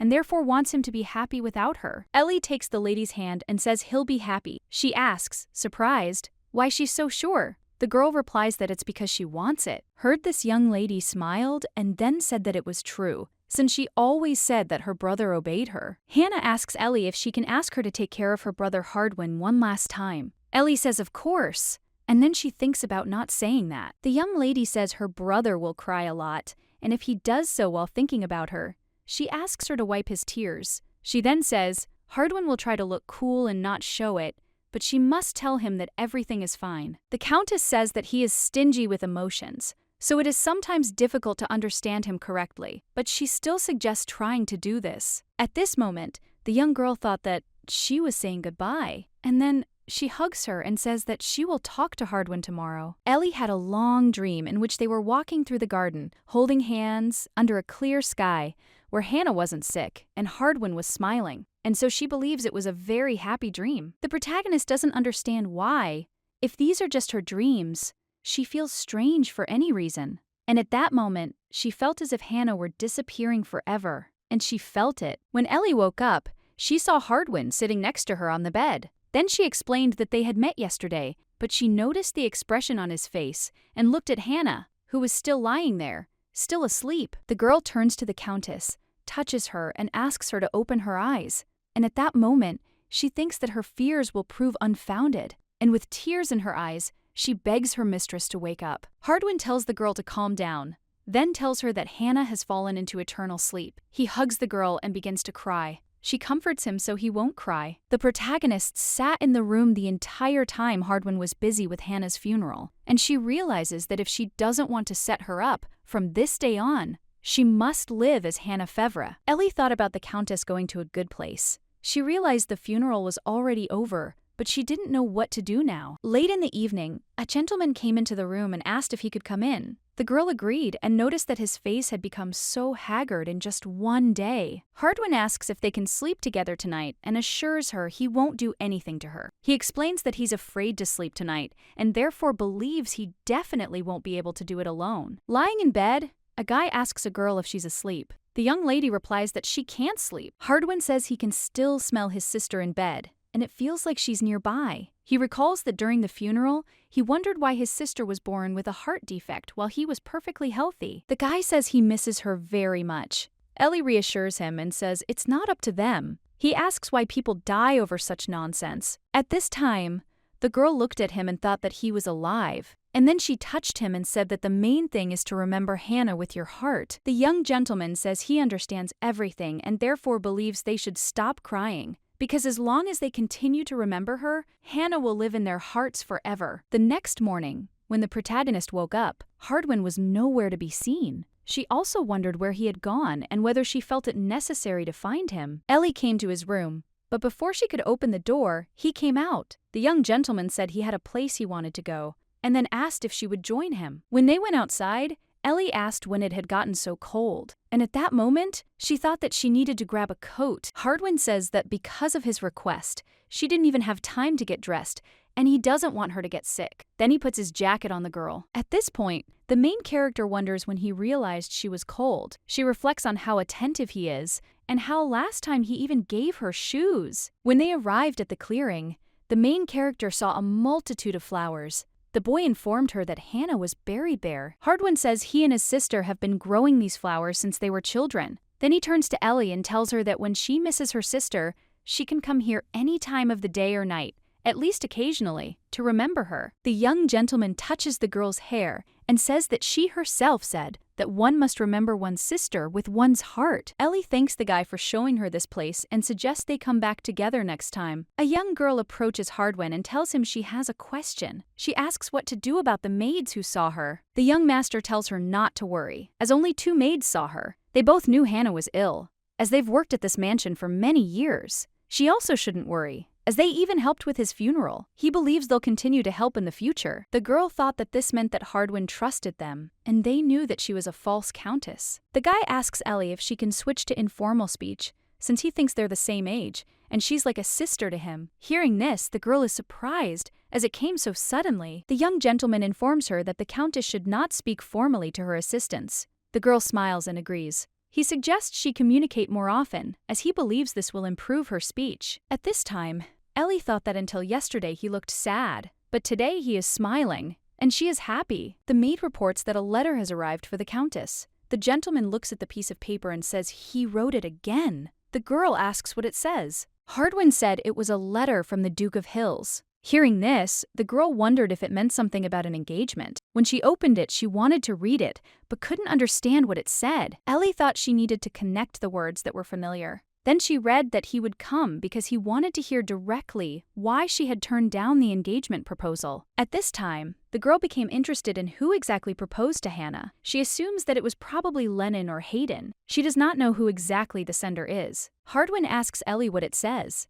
She says he seems to want to come, and then it occurred to her that Lennon wanted to come in person, and she hadn't even imagined they'd see each other so soon. The girl thought that nothing would happen if they met, but she wondered if he might see Ellie instead of Countess Fevre. The young gentleman looked at the girl and saw that she was worried, and asked if she had any business with the Duke of Hills. At this time, the main character thought that she tried not to show it, but he apparently noticed. The young gentleman says that if she doesn't want to talk, he won't force her. Then he tells her that she simply needs to remember, atomsto, to be different from that Ellie. Since she's now Countess Favre, Hardwin insists that no one can know the truth. At that moment, she thought he was right, and she had promised Hannah. The young gentleman understands that. Although they've spent little time together, she doesn't want to break her promise. And he believes that now she's Hannah Favre, and no one will be able to catch her. The young gentleman asks her what she thinks she should do first. She thinks she should first learn the basics of etiquette. Hardwin insists that she needs to practice her speech first. She agrees and asks when they can start. A week later, the protagonist practiced with Hardwin for 6 days. They talked non-stop and her speech became clearer and more confident. Besides practicing speaking, she also learned the basic etiquette necessary for a nobleman. After that day, she never saw Hardwin cry. But catching his smile was also difficult. The girl wondered if the young gentleman would ever return to normal. She thought that talking about Hannah might cheer him up. Ellie asks the guy if he's ever been in love. She remembers Hannah saying he's never been in love before. Hearing this, the guy says she's told him too much about him. Then he admits it's true, because he simply wasn't interested. Hardwin asks the girl if she's ever been in love. She replies that she's never been in love because she's never had the opportunity to love anyone. The young gentleman announced that the Duke of Hills would be arriving soon, and asked if she could handle it. The girl replied that everything was fine, and then she thought about how she'd hoped Lennon wouldn't show up. But he did. The young lady reflects on the fact that no one can stop the Duke, and when she looked out the window, she saw him. Suddenly, Ellie realized she was with Lennon. Their eyes locked, and she didn't know what to do. Then she decided she needed to calm down, because she wasn't the Ellie he knew. The young lady remembered Hardwin saying he'd meet Lennon, and so she figured all she could do was wait. However, she was starting to get nervous because Lennon was still there and her throat was dry. Ellie opened the door and wanted to take a look, but remembers that Hardwin told her to keep her head down, and when she went out into the hallway, she wondered where the maids had disappeared to. So she decided it was dangerous to go to the dining room and decided to go back to her room. Suddenly, Ellie heard a familiar voice, and Lennon addressing her and calling her Ellie, and then he grabbed her hand and looked at her. At this point, the main character thought that if she didn't answer normally now, he would find out she was Ellie, and she believed she could handle it. The girl abruptly takes her hand back and then assures him he's mistaken, and at that moment, he thinks she's no longer the same mute Ellie. The young lady reflects that it's a bit inspiring that Lennon, who maintained an impassive expression even when her secret was revealed, now looks at her like that. And therefore, she believes she needs to move in that direction, since she's now the Countess of Favre. The young lady asks if he is Lennon, who was supposed to visit them today. Then she apologizes for not introducing herself. Suddenly, the girl heard someone ask her why she had gone out. Hardwin says he told her to wait for him until he arrived. Hearing this, the main character apologizes. Mr. Favre turns to Lennon and informs him that he ended their conversation a little abruptly. The Duke apologizes and explains that she simply reminded him of someone. The main character says that she is Hannah Favre and asks for permission to take her leave. Hearing this, the Duke grabs the girl's hand and asks her to wait, as he has come to see her. He then informs her that he has been told that, due to her poor health, Hardwin will be seeing her. Lennon says it's a coincidence that they ended up meeting, and thinks it's definitely fate. Then he asks if she'd like to have tea with him. At this time, the girl thought that she would really like to refuse, but she believes that if she now avoids Lennon, he will become even more persistent in seeking their meeting. Ellie says she agrees, if it doesn't take too long. Sitting at the table together, the protagonist doesn't understand whether the Duke will constantly stare at her, and so she believes she needs to focus on completely dispelling Lennon's suspicions. The girl believes that she should behave like a noblewoman, not a commoner. The gentleman apologizes for not introducing himself, and then reveals that he is the Duke of Lennon Hills. Ellie said it was nice to meet him, and then she thought about how, as expected from a nobleman, this atmosphere was radically different from hers. It seemed strange to her, as if he was trying to catch her in a lie. The main character thought that it was as if he was telling her that no matter how hard she tried to look like an aristocrat, in the end, she was just an ordinary commoner, Ellie. Hardwin turns to the gentleman and reminds him that, as he's already mentioned, his sister has severe bronchial problems. Therefore, she can't talk much, and he hopes he understands. Lennon assures her that, of course, they won't talk much. Then he says they can continue the conversation after the Countess recovers, asking if he can help her with that. The Duke asks for permission to visit her more often. After the gentleman left, the protagonist thought about how it felt like a hurricane had passed. Then she asked the guy if he was in a bad mood, because she thought he was angry with her for not waiting for him in the room. Hardwin says it's swollen, The girl doesn't understand what he's talking about and asks about it. He explains that her wrist is swollen. She looks at her hand and says that it is indeed swollen. The young gentleman tells her he really doesn't like Lennon Hills. Then he asks why he grabbed her hand so tightly. The guy takes the first aid kit,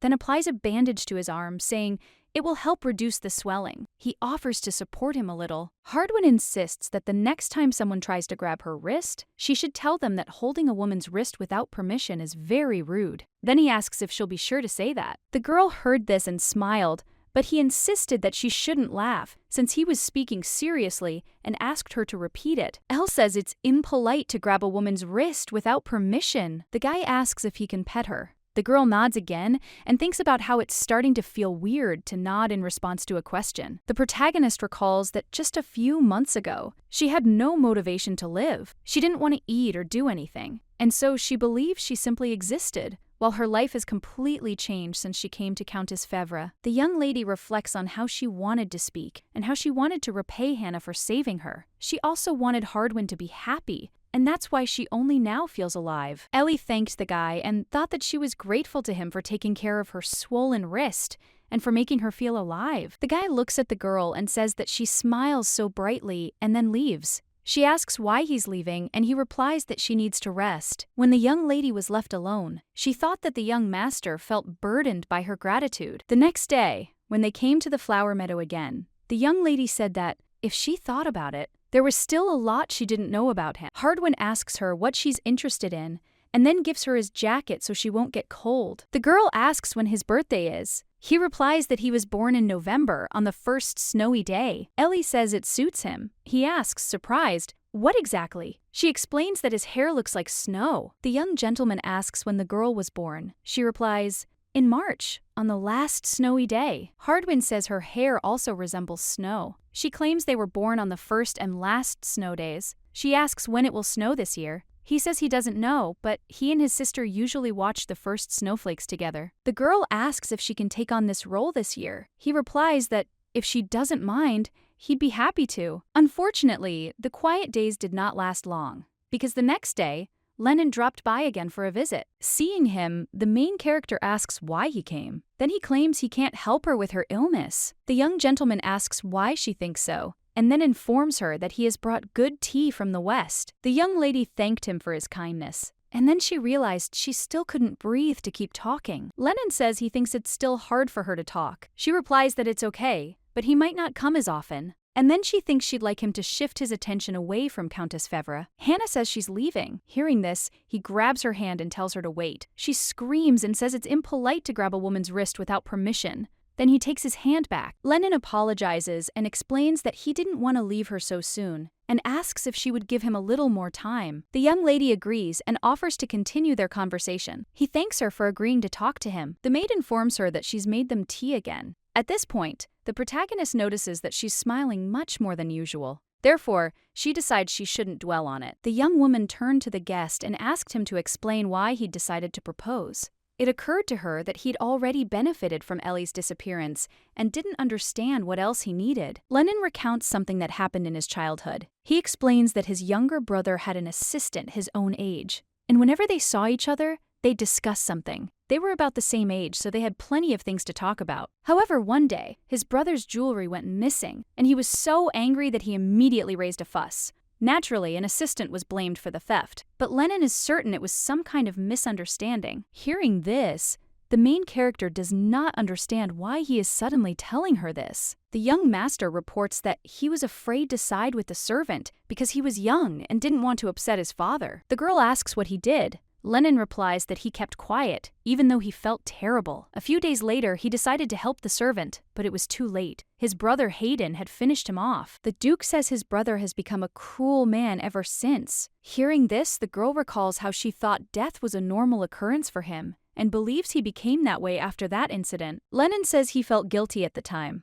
but it bothered him for a long time, as he believes he should have stood up for him earlier. Then he met a girl named Ellie. The young gentleman says she was a commoner who couldn't speak properly. The girl's father saw her only as a tool for making money, and then he explained the situation to her and how best to handle it. The guy says he was very happy when she could rely on him, until at some point she ran away. Lennon says he generally has a hard time being kind to others, and the reason he proposed was because they were similar. Hearing this, the young lady asks if he means to say that he proposed to her because she resembles her. He replies that this is the honest truth and asks if it would be offensive for the Countess to hear this. The young lady says he was right because she's offended. Lennon apologizes and says he won't bother her anymore from tomorrow. Hearing this, the main character does not understand why he changed his mind so abruptly. The young gentleman explains that this is his way of showing her his sincerity and nothing more. He then thanks her for listening to him and announces that he's leaving. After the Duke left, Hardwin enters the lady's room and asks if the conversation went well.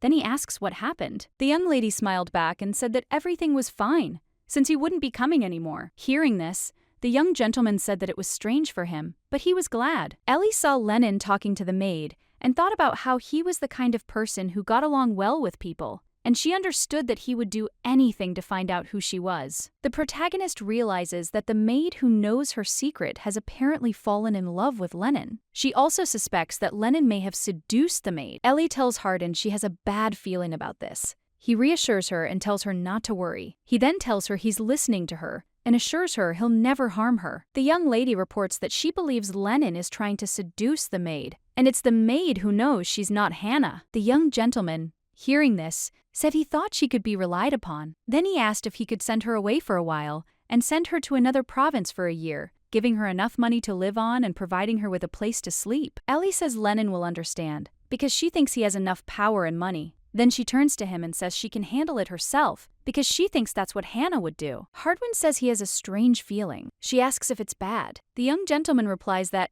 on the contrary, he feels like she reminded him of Hannah's good qualities, because she's not trying to run away and wants to handle things on her own. A young woman asks if she looks like her sister. The guy doesn't understand what she's talking about and claims it has nothing to do with it. Then he tells her she looks nothing like his sister. The protagonist apologizes and says she won't talk like that again. He asks, surprised, what she's talking about. He insists that he sees her in her, not Hannah. Hearing this, the girl asks him in surprise why, because she thinks they're not alike. He says they are, but that's all. The young gentleman turns to the lady and says that she has been Ellie to him from the very beginning. When the girl was alone in her room, a maid was cleaning her room. The maid said she'd pour her some hot tea. Hearing this, the girl thought about how she'd told Madeline her name, and then thanked her. The young lady asks the maid if she's having a hard time. She replies that everything is fine and thanks her for her concern. At this point, the protagonist thinks about what Hannah would do. The girl believes she has two plans, the first of which is to establish a connection with Madeline. She doesn't think Madeline would easily reveal her secret to Lennon. She believes everything could change, and therefore she believes she needs to win her over to her side. The second plan is to confront Lennon face to face. So we'll meet with him and convince him she's not Ellie. She understands it's very risky, but she believes she has to be the perfect Hannah. The main character doesn't understand why Lennon is looking for her. She wonders if he's discovered her, and if he'll admit his true intentions. Ellie was lost in her thoughts when she suddenly heard a knock on the door and asked who was there. Hardwin said it was him and asked if he could come in. Ellie agreed. The young gentleman says he's just worried and thinks things won't be easy with Lennon. Hearing this, the protagonist thinks that even though she said she could handle everything, he still continues to worry about her. The young lady says she wants to befriend Madeline because she believes the more they communicate, the less likely she is to tell Lennon about their secret. Hearing this, the boy says she has a good idea. Then she explains that when Madeline was still a child, she was almost sold to a brothel, but Hannah saved her. And, as a countess, she cared for her like an older sister. Soon, Madeline, unkempt and untidy, gained a little weight and finally began to smile brightly. And so, she became faithful to Hannah. Hearing this, the girl now understands why Hardwin believes Madeline and thinks that she feels trustworthy. Just when you think no one can help you, when you feel the darkness consuming you, you suddenly see someone's hand reaching out to you like a ray of light, and it feels like a momentary blessing. Hardwin says he's not sure he can trust Madeline, but he thinks it would be helpful to befriend her. She sees him getting sleepy and asks if he's getting any sleep. He replies that he's sleepy. Ellie asks if he wants to sleep with her. The young gentleman, surprised, asks what she's talking about. The young lady asks what's wrong with that. Then she says they slept together last time, and she says she didn't mind him sleeping with her. The guy says he'll stay. Lying in bed, the protagonist reflected on Madeline's difficult childhood and recalled that she and her sister had been in a similar situation. Ellie turns to the guy and says she has a favor to ask. She realizes it's a bit presumptuous, but she doesn't even know if she can forgive him for something like that. He asks what she wants and suggests they talk. A young lady asks if they can find her sister. The girl says she thinks her father sold her sister into marriage. Hearing this, the guy was surprised and asked if it was true that her father had sold her sister. She replied that it was true, and then said that if he kept making such a face, wrinkles would definitely appear. Hardwin says he doesn't want to discuss it anymore, and is glad she didn't get to them too late. Ellie agreed with him, and at that moment, she thought that she too considered herself lucky to be in this place, and she was very glad to have met him and his sister. The young gentleman offers to tell her anything that can help him find her sister. The young lady reports that Isabel is here now, along with a young man in fine clothes. The guy says that he will definitely find her sister, and therefore allow her to live in this mansion. Ellie happily asks how she can repay him for his help with this matter. He replies that he doesn't need anything. Then he says that if she truly wants to thank him, she should tell him about her relationship with Lennon. The main character says that, as she mentioned earlier, she had to work with Lennon because of her father. Then she says she can't reveal the details because it's a secret. The girl believes that Lennon is looking for her, fearing that his secret will become known. Hardwin says he thought the Duke was looking for her because he liked her and knows that's not true. Ellie claims that Lennon doesn't love her and believes it's more like sympathy and curiosity. The young lady says the Duke didn't treat her like a commoner. He was always tactful and wanted her to speak to him. The girl thought that even if she confessed to him who she was, he might even help her, and so she believed that perhaps she had been unfounded in her fears. Ellie asks the guy why she doesn't tell Lennon who she is. He insists it's impossible, because he doesn't know whether he's a good person or a bad one. But he thinks the fewer people who know the truth, the better. The young lady agrees with him. He smiles and says that she is obedient to him. The girl says that it is because she listens to him. Suddenly, the guy says he's leaving. Eliudivlona asks what's wrong, and wonders what she did wrong. Hardwin explains that's not the issue.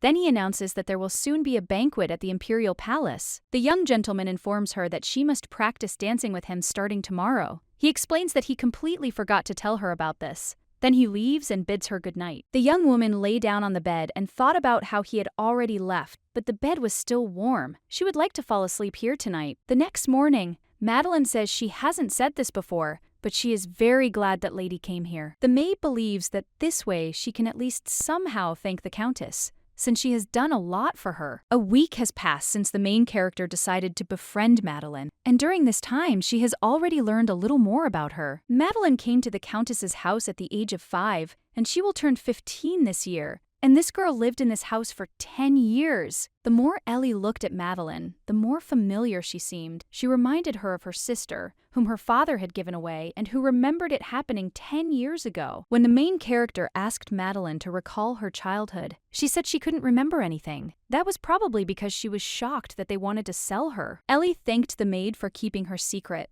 Then she said she believed her. The maid says she'll help her until the day Hardwin receives the title of Count. Then she asks if she's free today, asking permission to go into town, as she needs to attend to personal matters. Madeline leaves and tells them not to worry, as she will be back soon. Ellie doesn't understand what kind of personal matters a maid could have, and then asks if she can take her with her. The maid asks if she'll be okay. The mistress replies that she will be fine, as she believes it won't be for long. Sitting in the carriage, the protagonist reflected on how this was her first ride since moving in with the Countess. She also wondered if everything would be okay without Hardwin. Madeline went outside, and then the lady said that they would see each other and ran off somewhere. At this point, Ellie realized that she was more worried about Lennon than Madeline, who hadn't arrived for a whole week. She didn't think he was the kind of person who would stand silently by. The protagonist believes she needs to find out what Madeline's personal affairs are, so she decides to follow her. As she walked down the street, the girl thought it reminded her of how she had run away from her father. She wondered if he was still looking for her. Ellie thought she needed to stop thinking about this,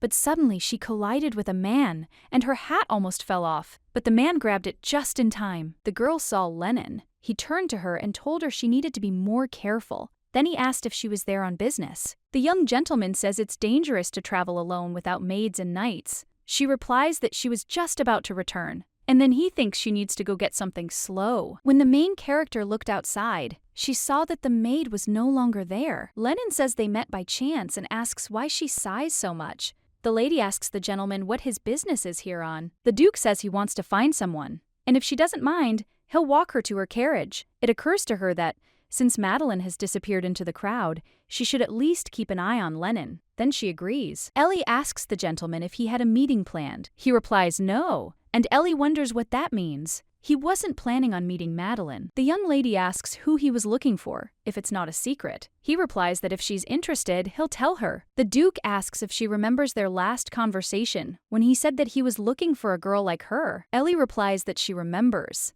Lennon says he's trying to find her because he really wants to meet her, and he spent all his search and a lot of money on her. And finally, he found an eyewitness to the girl he's looking for with silver hair. The young gentleman reports that about a month ago, an eyewitness saw two silver-haired women getting into a carriage. Furthermore, on the very day he saw them, the girl he was looking for disappeared. Lennon says he understands, so there aren't many options here. The young lady asks what conclusion he's reached. The Duke replied that one of the two women was the one he needed. After that, he began searching for the carriage they had left in. He questioned every coachman in the capital. Then he asked if the lady would be interested in hearing the results. The young gentleman says that if so, then he will tell her the next time they meet. The protagonist claims she's not interested. He says, "Who knows? Maybe they'll meet again." Hearing this, the girl doesn't understand why he's so obsessed with her. Ellie asks him to let her ask her one more question. She asks why he's looking for her. She also wonders if it's because she suddenly disappeared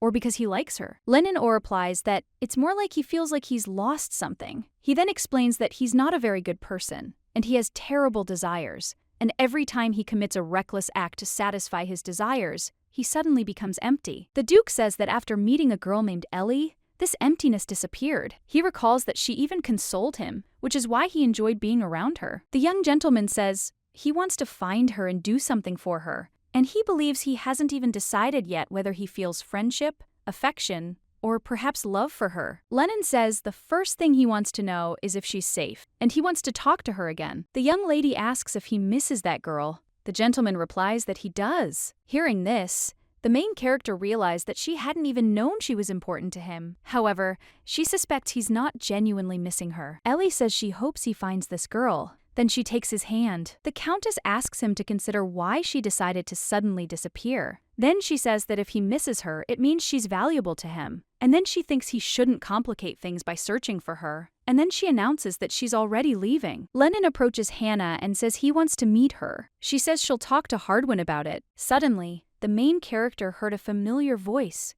The Labrador asked where she had disappeared to so suddenly and whether he knew how long he had been searching for her. Seeing him, the girl does not understand what he is doing here and thinks that she needs to leave before he notices. But suddenly the girl's hat falls off. The guy looks at her in surprise and asks if she's the owner. Then he stands next to her and examines her from all sides. The young lady says that this is rude and asks him to move away. Hearing this, the guy asks in surprise if she is talking. Ellie asks what he's doing. The Labrador kneels down, and then she thought about how he'd been suspended and maybe brought back into the service. And she couldn't even imagine that they could be together. And then the Lady Pasmatarella looked at the Duke and thought that it would be better if he stopped looking like that and helped her. The knight asks his mistress where she's been all this time. He also wonders why she pretends not to know him and asks what he did wrong. The Labrador suggests telling him, as he'll definitely improve. He also asks her not to ignore him and begs her not to abandon him. At this point, the main character thought this was even worse than when she first met Lennon. But she realized she couldn't hide her identity from the Labrador, as she believed he remembered his owner's scent. Ellie turns to the guy and tells him it's a secret, and it's not nice to cry in front of a woman he's never seen before. She therefore thinks he must be confused because she looks so much like someone he knows. The lady says that she is not the hostess,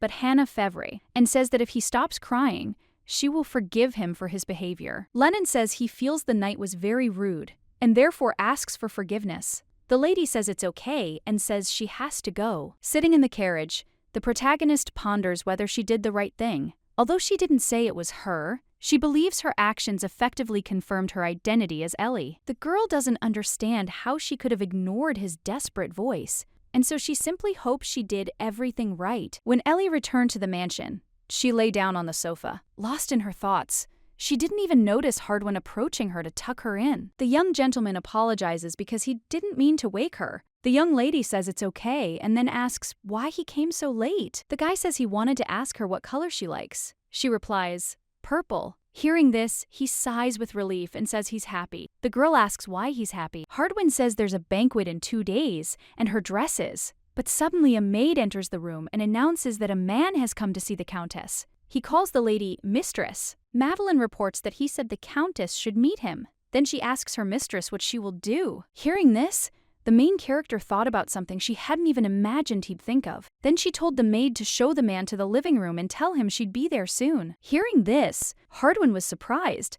And then, turning to Ellie, he said that they call her the mistress and therefore ask if she has any strange hobbies. They also ask if she has raised anyone. The young lady claims she didn't raise him and most likely believes he's a foundling. He was one of her clients, and she accidentally ran into him today while out in town. Hearing this, the young gentleman asks in surprise if she's been to town. The girl says she had to and then apologizes. She says she'll take responsibility for it and explains that he's different from Lennon. Hardwin says he understands her and then asks why he calls her mistress. The girl suggests going to the living room first, then informs her that this information is confidential. And at that moment, she thinks that Hardwin isn't disappointed that she didn't answer the question and thinks he might turn his back on her. The young gentleman touches the girl's hair and tells her not to worry, as he is not disappointed. He thinks she's said enough. Ellie explains that if anything happened, he would quickly reveal her identity. When the girl came to the night, he looked at her in surprise. Hardwin said he wasn't a dog and asked why he still had an owner. The girl said maybe he really was a dog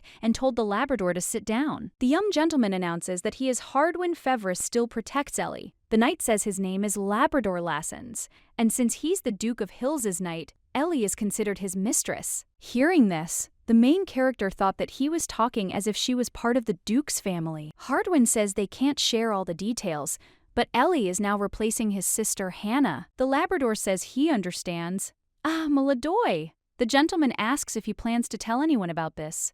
And even if he does have such thoughts, he suggests he answer them honestly anyway. The knight kneels and tells the girl she doesn't have to answer to him, and he won't ask why she became Hannah. Then he shows her the ring and offers to let him be by her side. The Labrador says he's willing to swear on his late mother's belongings that he'll never betray her. Then he says that before his mistress, everyone thought he was weird, but he knows how amazing she is. The knight asks why he would betray her, since he believes he will never meet someone like her again. At this point, the protagonist thinks she doesn't know whether the Labrador loves her or her hands, but she is certain of one thing: he will never betray her. The girl turns to Hardwin and says everything is fine. He says he can't completely trust him because Sir Labrador, the Duke of Hill's knight, means he's somehow connected to Lennon. The knight says he spoke correctly since he serves him. The young master says he might have noticed his servant's presence there, and he might eventually reveal their secret. The Labrador suggests not to worry about it, because when he met his owner that day,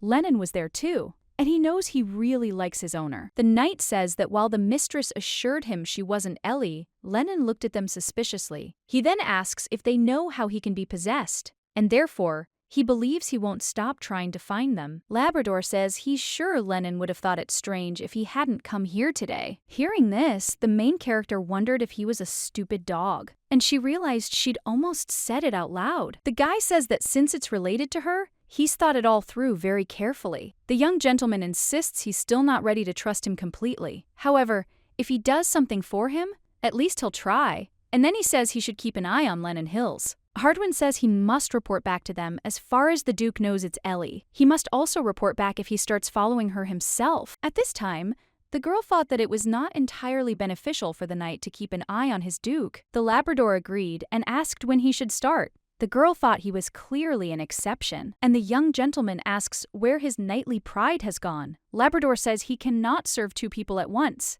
and the man to whom he has already sworn allegiance? And then he touches the lady's feet and says, "It is she, Miss Ellie." The boy says he can't fulfill his knightly duties by betraying her. Then he declares that he's all hers.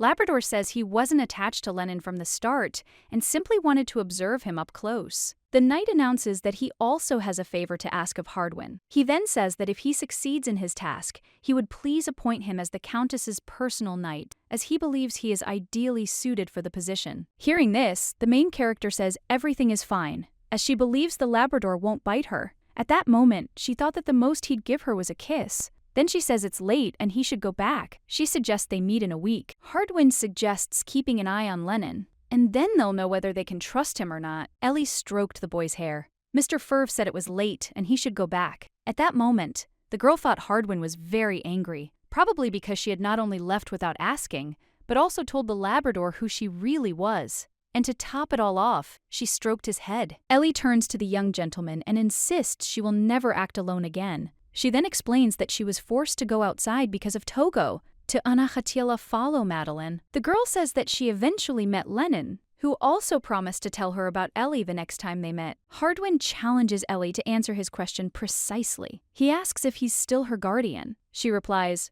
"Of course." The guy says that he will tell her. It is as a guardian, and asks that she be careful. The lady asks if he's talking to Labrador, and he literally swore allegiance to her. He says he's not asking her to trust him completely, but the girl asks if it's okay to trust him at least a little. The young gentleman takes the girl by the hand, then throws her onto the bed and lies on top of her. He asks how much she trusts him, and then asks if she knows what he's thinking about. At this point, the protagonist thought about how she trusted Hardwin more than anyone else. However, she couldn't imagine what he was thinking right now. The guy says no one knows what's on someone's mind. Then he suggests not trusting people. He sits down by the bed and apologizes, because he thinks he overdid it. The young master swears he'll never do that again. Then he tells Ellie to be careful around people, because he believes not all people are good. Suddenly, the main character touches the guy and asks what's wrong with him. She says she's been able to talk to him again, and he gave her some shoes. She wonders if he's a good person. Hardwin was surprised by the question,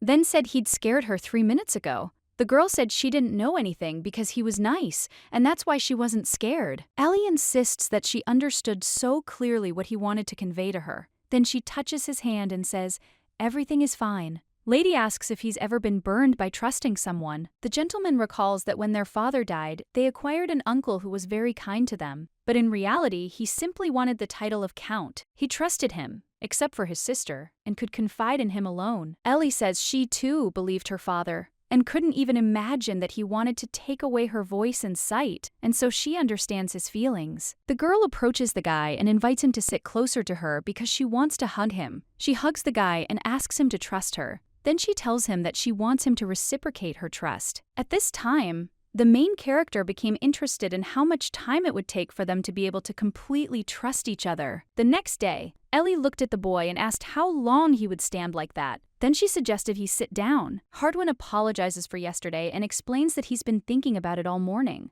The girl tells him to forget it, since she's fine. Then she asks if he came for a reason. The young gentleman explains that they rehearsed a dance yesterday for tomorrow's banquet. Hearing this, the protagonist wonders if it could even be called a dance, as she kept stepping on Hardwin's feet. Mr. Ferv announces that they need a dress rehearsal, and says that he has also prepared a dress for her for tomorrow, and therefore suggests that she change into it and go out.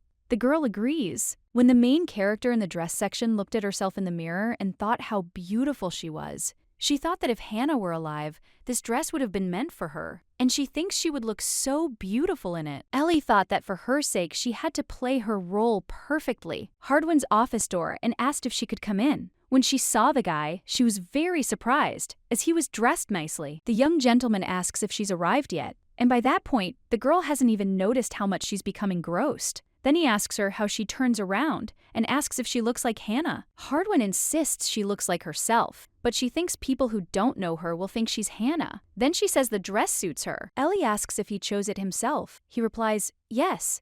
At that moment, she remembers that he asked her what color she liked, and now she understands why he felt relieved then. The young lady thanks the guy and insists she likes the dress. He says this is good news for him and suggests they start rehearsing the dance. The young gentleman asks if she remembers, then informs her that he will lead the way and she will simply need to follow. So he suggests that she relax and concentrate. At this point, the main character was thinking that she felt a little strange, since she was doing better today. Then, suddenly, she stepped on his foot again. She asked if they could rest for a bit. Ellie thought about how his fingers on her back were bothering her, and that it was making it difficult for her to concentrate on the dance. The girl doesn't understand why she feels so excited. Around this time, Lennon had a dream about meeting Ellie, but it was very dark, and he didn't know where he was. When he woke up, he realized that since it had started, he'd been thinking about her constantly. Lennon enjoyed casual relationships because true feelings require responsibility, which he found burdensome.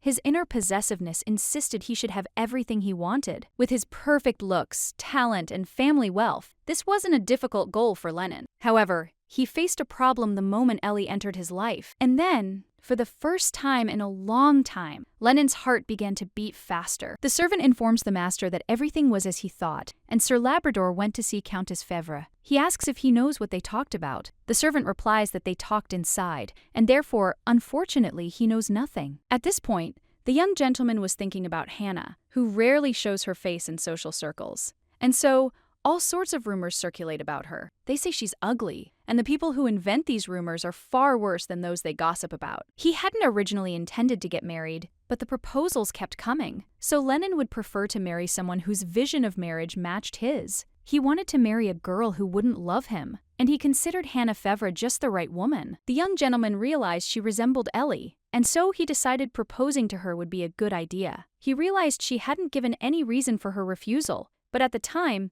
he was frustrated because he couldn't find Ellie. Hills decided to go to the Countess and personally ask her why she had rejected the offer. Mr. Fevre said it was because she was ill, and he went in her place. He said sister suffered from bronchial asthma and wouldn't be suitable to be his wife, and since she still couldn't speak properly, he went in her place. The young gentleman said he hoped he would understand, and as he was leaving, he thought it wouldn't work out, and he was sorry, because he had found her a very interesting person. Lennon thought he'd never forget that moment. A foot frozen mid-step, a head slightly bowed, and a beautiful appearance, complete with waist-length silver hair. He remembers that this girl looked just like Ellie. And when the young gentleman came closer to the lady and called her Ellie, she assured him that he was mistaken. And when her brother asked Hannah why she had gone out, he was once again convinced that she was Countess Fevre, and he thought he was mistaken, since unlike Ellie, she could speak, but he still wondered how they could be so similar. From that day on,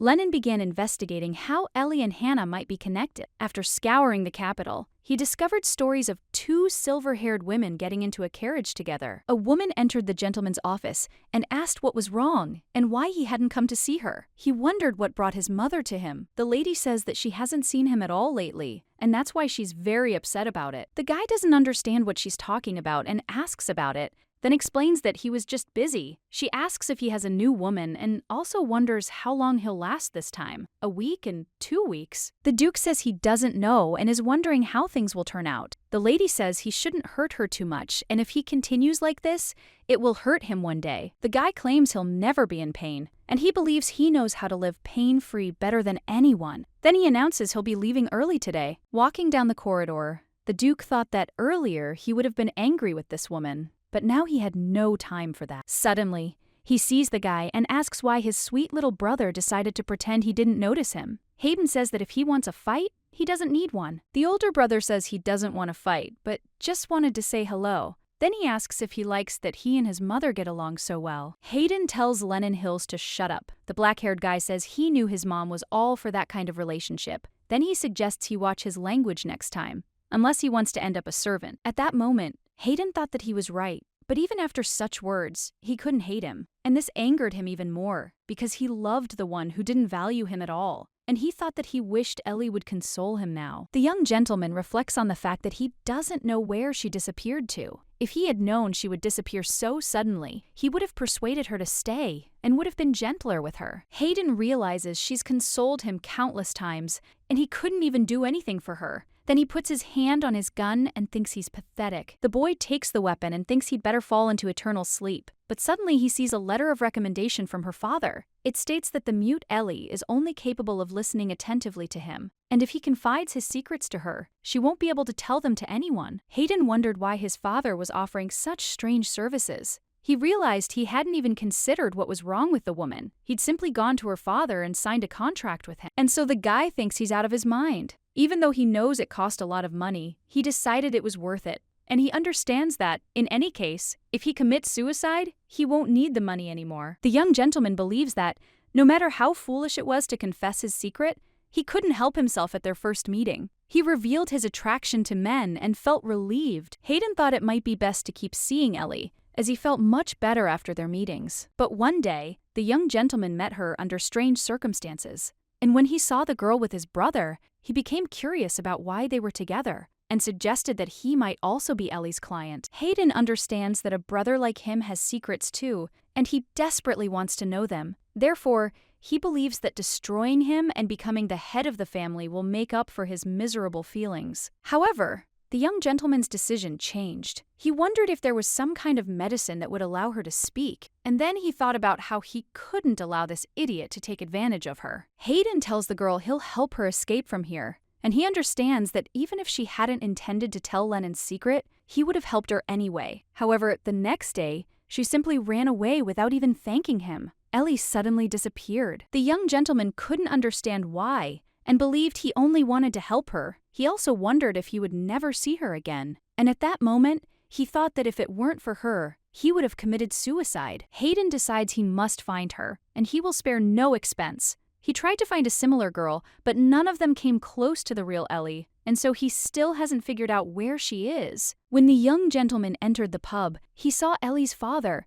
and wondered how much he had drunk, because the man couldn't even sit. When the man came to his senses, the gentleman asked where Ellie was. The father, surprised, asked who he was. The man replied that he was Hayden Hills. Hearing this, the man asks in surprise what brought him here at such a late hour. He asks if the father has found his daughter. The man says he doesn't even want to be reminded, because he doesn't understand how she could do that to him. Then he claims he quit his job because of her, trusting his daughter. At this time, the young gentleman thought that he smelled so strongly of alcohol, and he didn't even try to find her, and thought that he was only interested in drinking. Suddenly, the guy grabs the man by the throat and tells him not to dare say his name with that filthy mouth. Then, with a knife, he cuts off a piece of his finger. At this point, the man fell to the floor and screamed loudly in pain. Hayden suggested he calm down, as no one had ever died from a severed finger. The young gentleman insists that if he lets him down again, he'll cut off everyone else. And when he left the pub, he thought about what else he'll get. Hardwin sat down on the floor and said he needed to rest. The girl asked if she had disappointed him too much with her skills. Then he apologized for having to deal with her. The guy asks who gets it right the first time. He explains that it didn't work for him either. The young gentleman asks the girl if she believed him. She replies that she did. He is surprised that she believed him so immediately, since he thinks she is a very good dancer. Hardwin asks if his words embarrassed her. Then he says that, seriously, she should have praised him too. He figures it's better late than never. Hearing this, the girl doesn't understand what exactly she's supposed to say. Then she asks to be allowed to repeat his words as practice. The guy asks the girl, surprised, if she's making fun of him. She doesn't understand what he's talking about or why she's the one asking him about it. He explains that he just thinks he expected too much from her. Then he apologizes and explains that he was joking. Hardwin asks if she's so serious about Lennon and tomorrow's meeting. She agrees. And then she thinks that even though she misunderstood him, it seems she doesn't need to fix the situation. The young gentleman claims he will protect her, Ellie, and therefore tells her not to worry. Hearing this, the girl thanked him. The young gentleman says it's going to rain soon because his knees are hurting. Ellie looks out the window and says, it looks like it because the sky is overcast. Then the main character asks, surprised, if it's too early for him, since she thinks he's only 17. He asks if there are any general rules for why his knees might hurt at that age. Ellie looked at the boy and asked if he was okay, and if he was afraid of thunder. The young gentleman said that he was very afraid of thunderstorms. Hearing this, the girl hugs the guy and tells him not to worry, since she is next to him. And the main character tells the guy that now he really does look like a 17-year-old, and believes that before this he behaved like an adult. Hardwin says he's terrified of the sound and is afraid to tell the truth about sleeping alone. The young lady asks if he wants them to sleep together. Hearing this, the guy asks in surprise how she can say such a thing without hesitation. The girl doesn't understand what he's talking about and asks if he meant something else. The young gentleman objects and explains that he truly wants to stay with her. Then he says he's afraid to be alone. Hardwin says he's embarrassed to admit it, but he's slept with his sister every time there's a thunderstorm. She tells him not to worry, since they've shared a bed many times before. The guy hugs the girl and says that she looks like that, and he is pleased to see her smiling. The young gentleman recalls how, once upon a time in his childhood, a terrible thunderstorm broke out, and on that day he ran into his sister's room, where she lay in bed unable to wake up. She also remained unconscious for a long time, although she eventually opened her eyes. Hardwin says he's been afraid of thunder ever since, and when he hears the sound, he feels the same fear and sadness he experienced that day. He's overwhelmed by emotion, and that's why he couldn't sleep alone. The guy says that at some point he decided there was no point in hiding it anymore. However, he hopes to overcome his fear because he's not sure he'll be able to find someone to stay with him during the thunderstorm. Hearing this, the protagonist asks if he trusts her. He replies that if he didn't, he would have already asked her to leave. Hardwin hugs the girl and tells her there's no point in being afraid of thunder anymore. She asks, surprised, why his hands are shaking then. And then she thinks there's no point in being afraid, and he means that Hannah is already dead, and now there's no need to worry about her not waking up. The girl says that she will be with him, and therefore suggests that he should not be afraid. And then she suggests that they go to bed, since it is late. Lying in bed, the young man says he can smell her next to him now, not Hannah's. She asks if he likes it. He says he's just curious how much time has passed since then. Ellie replies that it will soon be a year. He says he wants to ask her something and asks if she had other clients. The girl replies that there was another person and then apologizes for not telling her about it earlier. The main character asks if he knows Hayden Hills. Hearing this, the guy, surprised, asks if he was also her client. Ellie says that who knows and thinks they might see each other tomorrow. Then she says that if they run into each other, she'll pretend they don't know each other. At this point, the protagonist looked at the guy and thought about how disappointed he was in her, and she wondered why she always disappointed Hardwin. The young gentleman looks at the girl and insists he's not disappointed in her,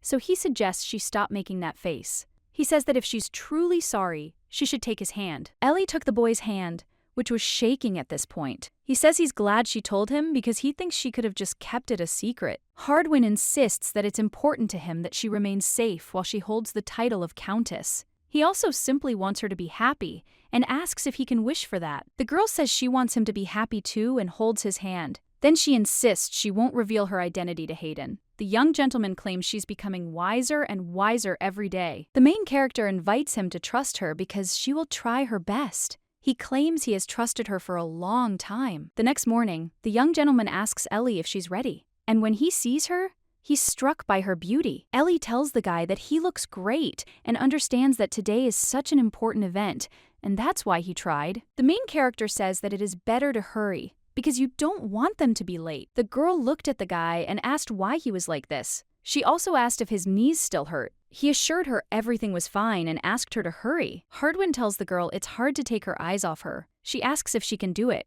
He says it will, and he'll be there to support her. So he suggests they act normally, talk to him, and smile. Ellie asks if that means looking only at him. He replies yes. And at that moment, the main character thought that if she was with Hardwin, everything would be fine. The young gentleman says that Hannah's smile, gestures, and gait must all be remembered and imitated precisely. At this point, he wonders if his sister is watching them. And then he says that if she is, then please let her support them. When they arrived, the girl was surprised because she saw a lot of people. Hardwin asks Hannah if she'll dance with him when the new song comes on. He then hands her a glass of wine for her to sip. Ellie thought about how she didn't see Lennon among the people, but she thought he seemed to be somewhere nearby. And since this banquet was hosted by the Imperial Palace, it would be strange to encounter knights like Labrador there. Suddenly, the main character sees Hayden. He approaches the girl and says his name is Hayden Hills. He claims it was a huge honor for him to meet her. The main character says that it is nice to meet you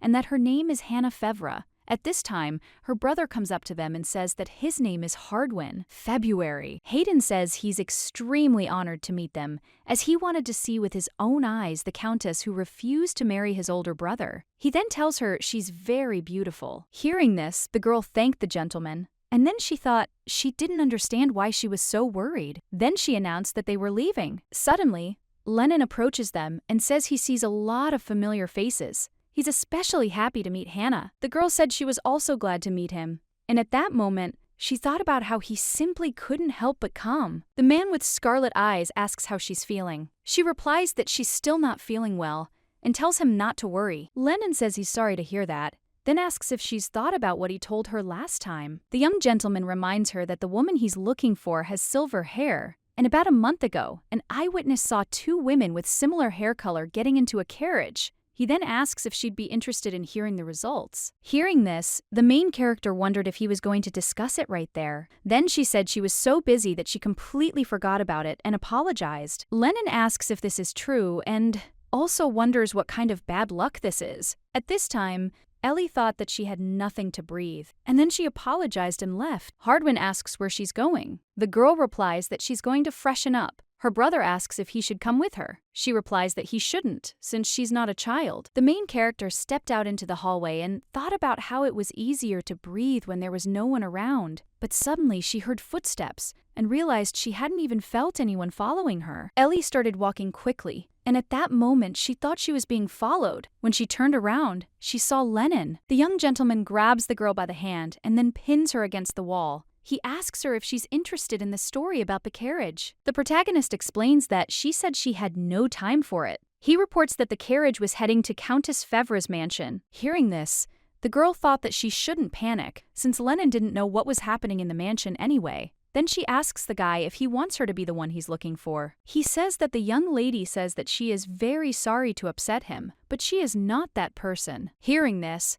Lennon insists he knows she's doing this for him. Then he says he doesn't care at all that he's too young to accept the title, and if she wants to help him become an earl, then let her. Mr. Hill says that if she wants to keep everything about Hannah a secret, then he won't ask any unnecessary questions. Hearing this, the main character thought that he knew the truth, and therefore would clearly want to completely control her, making her his doll. Lennon says he just wants to see her and talk to her. She says that's rude and suggests he let her go. The young gentleman says she can play the role of the countess until the very end, and he will watch. Ellie says that if he wants her to be that person for him, then she can. Lennon objects and explains that he's not looking for a replacement, as he only wants Ellie. Hearing this, Ellie wonders if he truly loves her. The protagonist thought she was a commoner, while Lennon had met countless beautiful and elegant aristocrats along the way, and she couldn't understand why he couldn't let her go. The girl thinks that she is not as good as those noble women, and she wonders why he does not leave her. Lennon touched the girl's hand and said that she was trembling, and said that if she wasn't afraid, he would understand who she really was,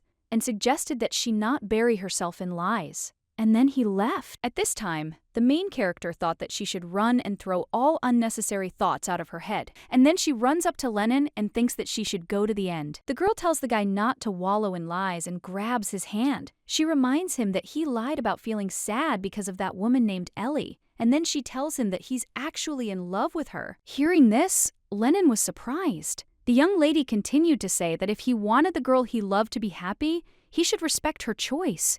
And so, she suggested he stop chasing after she left him without a word. The main character asks him if he thinks it's rude. Then she asks him not to be so rude to her again, as this is her last warning. When the girl returned to the hall, the young gentleman Fevre asked why she had been gone for so long. She explained that she had gotten a little lost, and asked if he had been worried about her. Hardwin says that if she didn't know he would be worried, then she shouldn't have provoked him, and then hugs the girl and says that if she had stayed just one more minute, he would have gone looking for her. The brother explains that after she left, all the Hills brothers disappeared, so he wondered if they had followed her. Hearing this, the protagonist smiled and thought about how she would need to tell him later about her meeting with Len. She told him not to worry, as she believed the main thing was that she had returned and everything was fine. The young gentleman looked at her and said she was being disingenuous. The girl explained that perhaps it was her talent. Hearing this, the young man smiled. Ellie looked into the hall and saw girls who couldn't take their eyes off the Hardwin. About Hardwin in society, that Hannah's younger brother was not at all interested in the social world, that he was ugly or crippled, and there were many such rumors. Ellie realizes Hardwin has shown a very cool side. He asks the girl if she will dance with him, and she agrees. The main character tells the guy that she always feels so comfortable talking to him, and then she thinks about how funny she can be when they're together. Although she understands that she made a lot of mistakes yesterday, she shouldn't dwell on that now, because she thinks she just needs to try harder. After the dance, the girl turns to her brother and tells him they did it well. He tells her she did a great job and thinks it's right, and she's very happy to see it now. After the ball, the young people were returning home and saw a beautiful sunset. Hardwin asks the girl how she felt today and asks if she had had a hard time. Ellie says she'd be lying if she said it was easy. The young gentleman asks if she regrets agreeing to their request. Hearing this, the main character is surprised and asks if he thinks she regrets it. He replies no, and the lady says he's a good man and suggests they don't even start. Hardwin insists she will never regret it. She asks where he can be so sure. He explains that he will try to prevent that from happening. Ellie asks the guy why he's so kind to her, and she wonders if he pities her.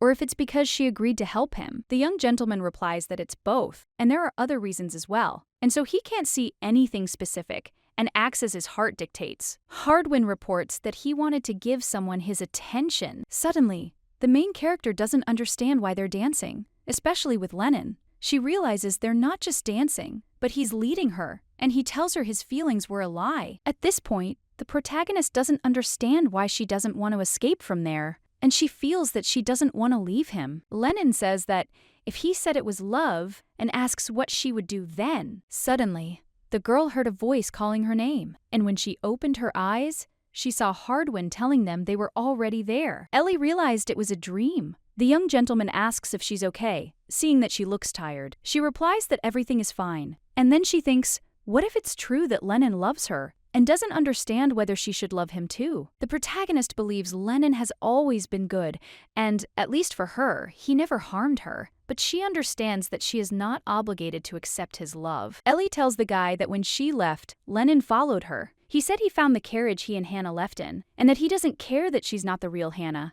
and all he wants is her. The young lady says he also said he'd help them. Then she asks what Hardwin thinks about that. The young gentleman says his opinion hasn't changed, and he doesn't trust him. Then he asks if she wants to ask him for help. The girl replies that she's not sure, but she doesn't want to do anything he won't like. Hearing this, the guy says he's pleased. Madeline informs Hardwin that a letter has arrived. The young lady asks who sent it. He replies, my uncle. The main character asks if the uncle is the one who wants the title of Count. The guy says he wrote that he'd drop by for a bit, but he didn't mention the purpose. And then it occurred to her that he clearly had a reason for visiting. The girl thought that Lennon could have sent him, and then she thought that he couldn't have stooped that low. Hardwin suggests Ellie practice Hannah's arrogance. He says his sister was very rude to their uncle, and as a brother, this deeply embarrassed him. Ellie says she doesn't even know if she can do the same. And at that moment, she wondered if she could replicate Hannah's behavior well. The young gentleman tells the girl to try speaking to him arrogantly. Therefore, she shouldn't introduce her uncle, but simply speak. The girl says she wants him to be rougher. Then she asks him how he likes it, because she thinks she did a good job. Hardwin asks if she wanted him to be rougher, and then makes a sad face. The girl looks at him, then objects, saying it's a misunderstanding, and she'll never say that again. And she starts crying. The guy apologizes and explains he was joking. He insists he won't make that joke again. He promises he'll never be rude to her again. The young lady asks if he's making fun of her again. He demurs and says he'll think about it. Meanwhile, Lennon, lying in bed, again remembers Ellie, who he dreamed about. He realizes he's been having this dream every night since Ellie disappeared. He doesn't know why he keeps having it, and he wants to get rid of it, but doesn't know how. The young gentleman thought that sleep would leave him if Ellie returned to him, and he recalled Hannah's words that he was in love with her. Lennon thought that despite the fact that he considers her different and sees her every night in his dreams, his heart speeds up when he looks at her. The young gentleman wonders if these could be considered symptoms of infatuation, and he's never thought of it that way before. But whatever the case, he's certain that Hannah Fevry is Ellie. The Duke realizes that she confused him at their first meeting, because she didn't act like Ellie at all. When Lennon was learning about his brother and sister, he discovered that they had a cousin named Balton, Roymon Katuravan, nicknamed the Fallen Baron, and so obtaining information was easy. The Baron revealed that Hannah had suffered from a serious illness since childhood. It was a genetic disorder, the same one that had killed the former Count of Fevre. Because the Fevre brother and sister lost their parents early, everyone began to persecute them in order to obtain the title of Count. Therefore, Hannah and Hardwin became very close. Hearing this, the Duke thought that if it was a genetic disease, then Hannah knew she would die. Hardwin couldn't take the earldom because he was still very young, and Hannah didn't want to give the title to cousins she didn't trust. The young gentleman speculates that Ellie most likely ran away because of her father. Hannah, however, took her in because she needed some refuge. As a result, Ellie became heir to the Countess's title until Hardwin came of age. Lennon thought about how he didn't care what the reason was. What mattered was that Ellie had dumped him. She'd pretended to be with Hannah and fooled him, but he thought it was all pointless, since that boy had given her away. The young gentleman realized he didn't look at his sisters that way, and then he thought that only she could smile like that when he saw her smile. Garaf reflects on how he wants her more and more. He also wants to lock her in his little cage so that only he can watch her. The Baron came to the Duke and said he was pleased to meet him. The young gentleman explained that he invited him to learn more about Countess Fevre. Bolton asks if he can also ask why he's so interested in the Countess. He replies that he won't hide it, and reveals that he's in love with her. But she refused his engagement, and it seems that being Lennon Hills isn't enough for her. The young gentleman explains that this is why he decided to find out more about her, as he believes that he can find a way to please the Countess. The Baron listened to the gentleman, said that he was sincere in his feelings, and he did not understand how she could reject him. Lennon says that in any case, in exchange for any useful information, he will help restore his reputation. And then he thinks about what he can't guarantee. Until he inherits the dukedom, his hands are tied. Bolton Raymond says he is ready to tell him everything he knows. After a while, the young gentleman realized he hadn't said anything interesting. He asked if Countess Hannah was suffering from some kind of bronchial ailment. The Baron says he can't give a definitive answer here, and therefore apologizes. He recalls that he's never seen Hannah cough. He then says that's all he knows and asks if he was able to help him in any way. The Duke says he has one more request. He wants him to come to Countess Fevre in person and tell her he doubts she's the real Countess. Hearing this, the Baron asks in surprise if Hannah is being replaced by someone else. He replies that he can't say for sure, but he'd like to verify this information. Then he declares that if he interferes where he's not wanted, he'll take everything he has. Lennon says that if he doesn't want to do this, then just let him do what he tells him to. The Baron said he understood, and at that moment he thought that this gentleman wasn't one to throw words to the wind. Therefore, he needed to be listened to and do as he wished, because that way he could regain his lost titles and wealth. Bolton Raymond announces that he'll be going to the Countess's tomorrow. Then he asks Lennon if that's hibiscus tea. The young gentleman asks if he liked the tea. The Baron says that's not the issue, but rather that Hannah was allergic to hibiscus. Bolton says he used to visit the Countess often. One day, he brought back some hibiscus, and as soon as she drank it, a rash appeared on her face, and it seems she herself didn't know she was allergic to hibiscus. Lennon says he understands, and that means the girl he likes has this terrible allergy. He smiles and asks if Hardwin knows about it. He replies that he's not sure, since the young gentleman was studying at the academy at the time. The Duke asks if there were any witnesses to this that day. The Baron replies that several of Hannah's personal servants were present. At this point, the young gentleman thought that Hardwin might not know about this. But there was a witness. He believed they were in for a very interesting scene. The next day, the knight approaches the captain and asks what he's been thinking about these past few days. He then claims he's been daydreaming. Labrador objects, saying that's not true, and explains that no matter how detached he is, no one could even touch him with a sword. The knight says he's just worried about him. He replies that there's no need, and then leaves. At this point, the Labrador doesn't understand how he's supposed to find out information about Lennon, believing he's not the type to show his weaknesses to others. The guy reflects on the fact that no matter how hard he tries, he still can't find out anything about Lennon. A Labrador, lost in his thoughts, met a girl, and during their meeting, he bumped into her. He apologized, but she said it was nothing. The guy thought that he was seeing this girl for the first time and thought she was his new crush, Lennon. He thought she was strange because she reminded him of Ellie. On the way, he met a man he'd never seen before. When he entered Lennon's office, he asked if he'd had any visitors and wondered if he'd arrived at the wrong time. Labrador noticed that the gentleman had been drinking this red tea a lot lately, and he couldn't remember what it was called. At this time, Hardwin reflected on how he had lost his parents early in life, and recently also Hannah, and so he felt very unhappy. But his heart was touched by Ellie, who reminded him so much of Hannah. At first, the young gentleman simply sympathized with her and wanted to take care of her when he learned she had run away from home because she was being bullied. But one day, he woke up to find Ellie comforting him. The guy reflects on how that was the first time he leaned on someone other than Hannah, and then he realized he could trust her. He also wonders how long it will take for them to fully trust each other. Hardwin recalls that Ellie didn't answer that question at the time, and at that moment, he thought he trusted her completely. But he didn't want to admit it to Ellie, because he was afraid she wasn't ready to confide in him yet. Knife believes he'll definitely ask her later. Lying in bed, the young gentleman can't sleep. He reflects on how his uncle never came here without a reason before. He realizes he wouldn't have come here without a reason. He also wonders what his uncle is up to. The guy went out onto the balcony and looked at the stars and wondered if they could handle all of this. Hardwin saw a girl sitting on the bench,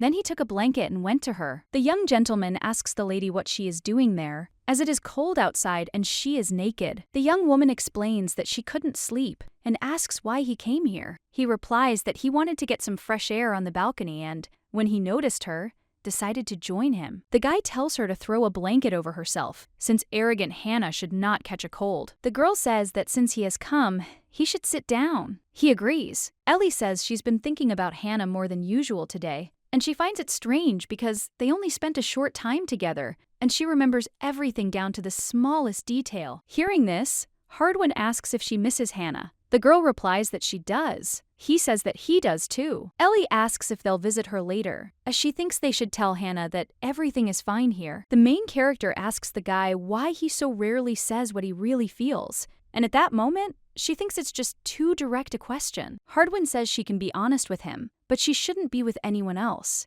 He explains that they might misunderstand her. Not everyone is good, and she should sometimes be able to hide her feelings. He says he hopes she doesn't get into any trouble. The girl doesn't understand why she can only be honest with him and asks about it. He explains that it's because she can trust him more than anyone else. Hearing this, the main character smiled and agreed with him. Then she said that she trusted him more than anyone else. Ellie tells the guy that he is very sweet, and at times like these, she is glad that she has a friend. The girl noticed the boy's expression change. She asked him what was wrong and wondered if he didn't like the fact that she considered him her friend. She said it seemed he preferred to consider them accomplices. Hardwin explains that he just wants to be with her. The woman is surprised and asks what he said. The guy replies, "Nothing." The woman asks what he means by, "I want to be with her." The young gentleman explains that she can be so sincere, but sometimes she doesn't understand the obvious, and he can't even be angry with her about it. The young lady says she can't be angry with him either. The young gentleman tells the girl to go into the house already because he doesn't want her to get sick. The girl asks if it's okay if they don't sleep together tonight. Hearing this, he suggests she stop teasing him. The next day, the young people played checkers, and the guy won. Then he suggests the girl get ready for a flick. Hearing this, the young woman asks if he'll hit her again, saying it hurts. The guy says they'll get away with it today. Then he gives her his jacket to put on, as he thinks she might get cold. Meanwhile, the protagonist doesn't understand what's wrong with her dress. Then she turns to Hardwin and asks why his nose is bleeding. The guy explains that he must be tired, so he tells her not to think it's because he's having dirty thoughts. He insists he's simply overworked. The maid announces that Baron Bolton has arrived. The young gentleman asks the girl if she is ready. At this point, the protagonist thinks that everything will be fine, and then says that she should come in, since she is not alone. Hardwin turns to his uncle and asks how he's doing. Then he says that, frankly, they didn't expect him to show up so suddenly. The Baron replies that he's not doing well. When Ellie looked at him, she thought his gaze reminded her of her father. I think she needs to pull herself together and keep a straight face. The young woman says she's glad to hear it. Her uncle says she's still the same, and he doesn't understand how she can talk to him like that. He also recalls that she looked plumper the last time they saw each other. The girl says she can't seem to get a bite out of her mouth ever since they received the letter about his arrival. Then she claims she hasn't forgotten how he wanted to take their title of Count for himself. The Baron explains that they were still young at the time, so he temporarily took over as head of the family. He then asserts that he thought they had long since resolved the misunderstanding. The young lady said she really wanted to believe it was just a misunderstanding, and at that moment, she thought about how she'd been worried she wouldn't be able to be cheeky, but it turned out to be much easier. The Baron informs him that in any case, he has brought a gift with him in honor of his long absence and offers to bring it. Hearing this, the maid was surprised because she did not understand whether he looked like a man who gives gifts. The uncle informs her that he's brought tea leaves that are hard to find in this area. He then suggests that the girl, rather than looking at him, try the tea. Ellie wondered if he'd put poison in it. Hardwin said it was hibiscus. Then he asked if he'd put anything in the tea. The Baron says it's rude to talk to him like that. Then he asks why he would put something in there, and says that if they don't believe him, he can try it first. When the man finished drinking his cup of tea, he asked if they were sure, then explained that it was just regular tea. He then asked the girl if she knew what it was made of. The young lady asks if it's hibiscus tea. Her uncle says it means she remembers. Hearing this, the main character remembered that she and Hannah had already drunk this tea once, and at that moment, she thought that she should drink it. Ellie drank her tea and thanked her uncle for the gift. Then she said it was so fragrant. Seeing this, the uncle asks who she is. Then he tells her that Hanu, whom he knew, was allergic to hibiscus. Then crying out, he says that nothing happened to her, and he doesn't understand why. Hardwin asks what he's talking about and says that this is the first time he's heard that Hannah was allergic to him. Uncle claims it's true, and when he was at the academy, he drank tea with Hannah and personally witnessed her rash. His words can be corroborated by a servant and the doctor who treated the girl at the time. At this point, the main character thought he'd revealed them. Her brother asks her uncle why he offered Hannah the tea, knowing she was allergic. He replies that he thought Hannah wouldn't drink it when she found out it contained hibiscus. Ellie thought about how they really had been caught, and she didn't know what to do, and wondered if maybe she should just tell them she wasn't allergic anymore. She wondered what Hannah would do in her place now. Lennon says he came without permission because it was too loud, and asks what happened. Seeing him, the main character does not understand what this young duke is doing here, the countess's room without permission. He says he is a duke and asks who he is. The man says he's their uncle, Balton Raymond. He then says they're having a confidential conversation and asks if he could come by later. The duke asks if he's the odd man out. Then he approaches Countess Hannah and says she smells delicious and wonders if it's hibiscus tea. Lennon asks if she can finally drink the tea. He claims he's very happy for her. He says he remembers her telling him she dreamed of drinking the tea but couldn't because she was allergic to hibiscus. The Duke says that after which, he gave her allergy medicine and asks if she really remembers. The young gentleman recalls that she then smiled at him and said that she would marry him if it was effective. Hearing this, Ellie understood what Lennon was trying to achieve. She believed he was helping her for one purpose only, to later insist on marriage. The Duke touches the lady's hands and says he hopes she hasn't forgotten her promise. They ask if she sees herself marrying him now. The main character thinks it's best to play along with the Duke for now. She says his medicine worked, but her hands still tremble. Lennon says he'll try to find an effective cure then. Zatemon? He turns to the Baron and asks if he's still out of place. The Duke says that if Balton bothers Hannah again, he will take it personally. Lennon grabs the girl's hand and asks her to go. Meanwhile, Hardwin grabs the girl's other hand and asks her not to go. At this time, the main character thought that if she didn't go with Lennon now, she was afraid to even imagine what he could do to her. Ellie tells her brother that she thinks it would be better for him to stay here and solve all the problems. The Duke turns to the girl and tells her he wanted to help her. Hearing this, she thanks him for his help, and at that moment, she realizes she finds him suspicious. The main character contemplates the idea of actually pulling off something like this, in the spirit of Lennon. He is, after all, the heir to the Hills family. Ellie realizes he seems sincere, and that's why she's unsure of anything. He tells her he didn't do it out of the kindness of his heart. Then he asks if she remembers what he said a minute ago. At this point, the main character thought about how she didn't want to answer. Then she asked why he suddenly decided to come visit them. Lennon explains that he wanted to respond to what she said to him in the banquet hall. When he arrived,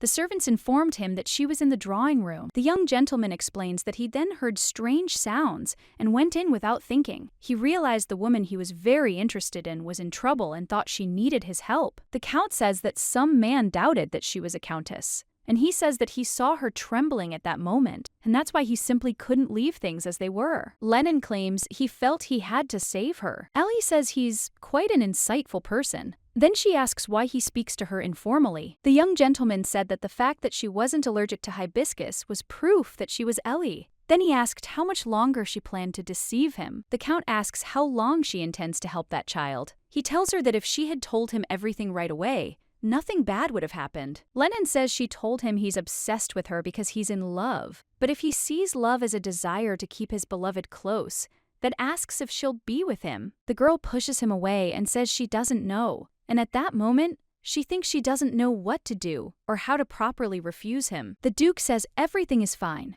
and so she doesn't have to answer. However, she must know that he is ready to do anything for her, and in return, she must look only at him and obey him. He believes that this way they will always be happy. Hearing this, the protagonist remembered her father, how he used to tell her not to speak, but to simply listen to others. And she doesn't understand how he could say such a thing to her. Ellie thought about how he wanted her to live her life as she pleased. She didn't understand why he was trying to control her now. She also wondered if he truly loved her, or just wanted her to love him. The young lady offers to give her time to think. He asks how much time she needs, and also inquires about how long it will take for the child to become an earl. Lennon says he's not prepared to wait that long. The Duke asks the girl if they can see each other tomorrow. He also wants them to see each other more often and spend time together, The girl agrees and says that she will come to him tomorrow and that he should return home today. Hearing this, the young gentleman thought it was very appropriate and he was already looking forward to tomorrow. He said he'd make her some hibiscus tea,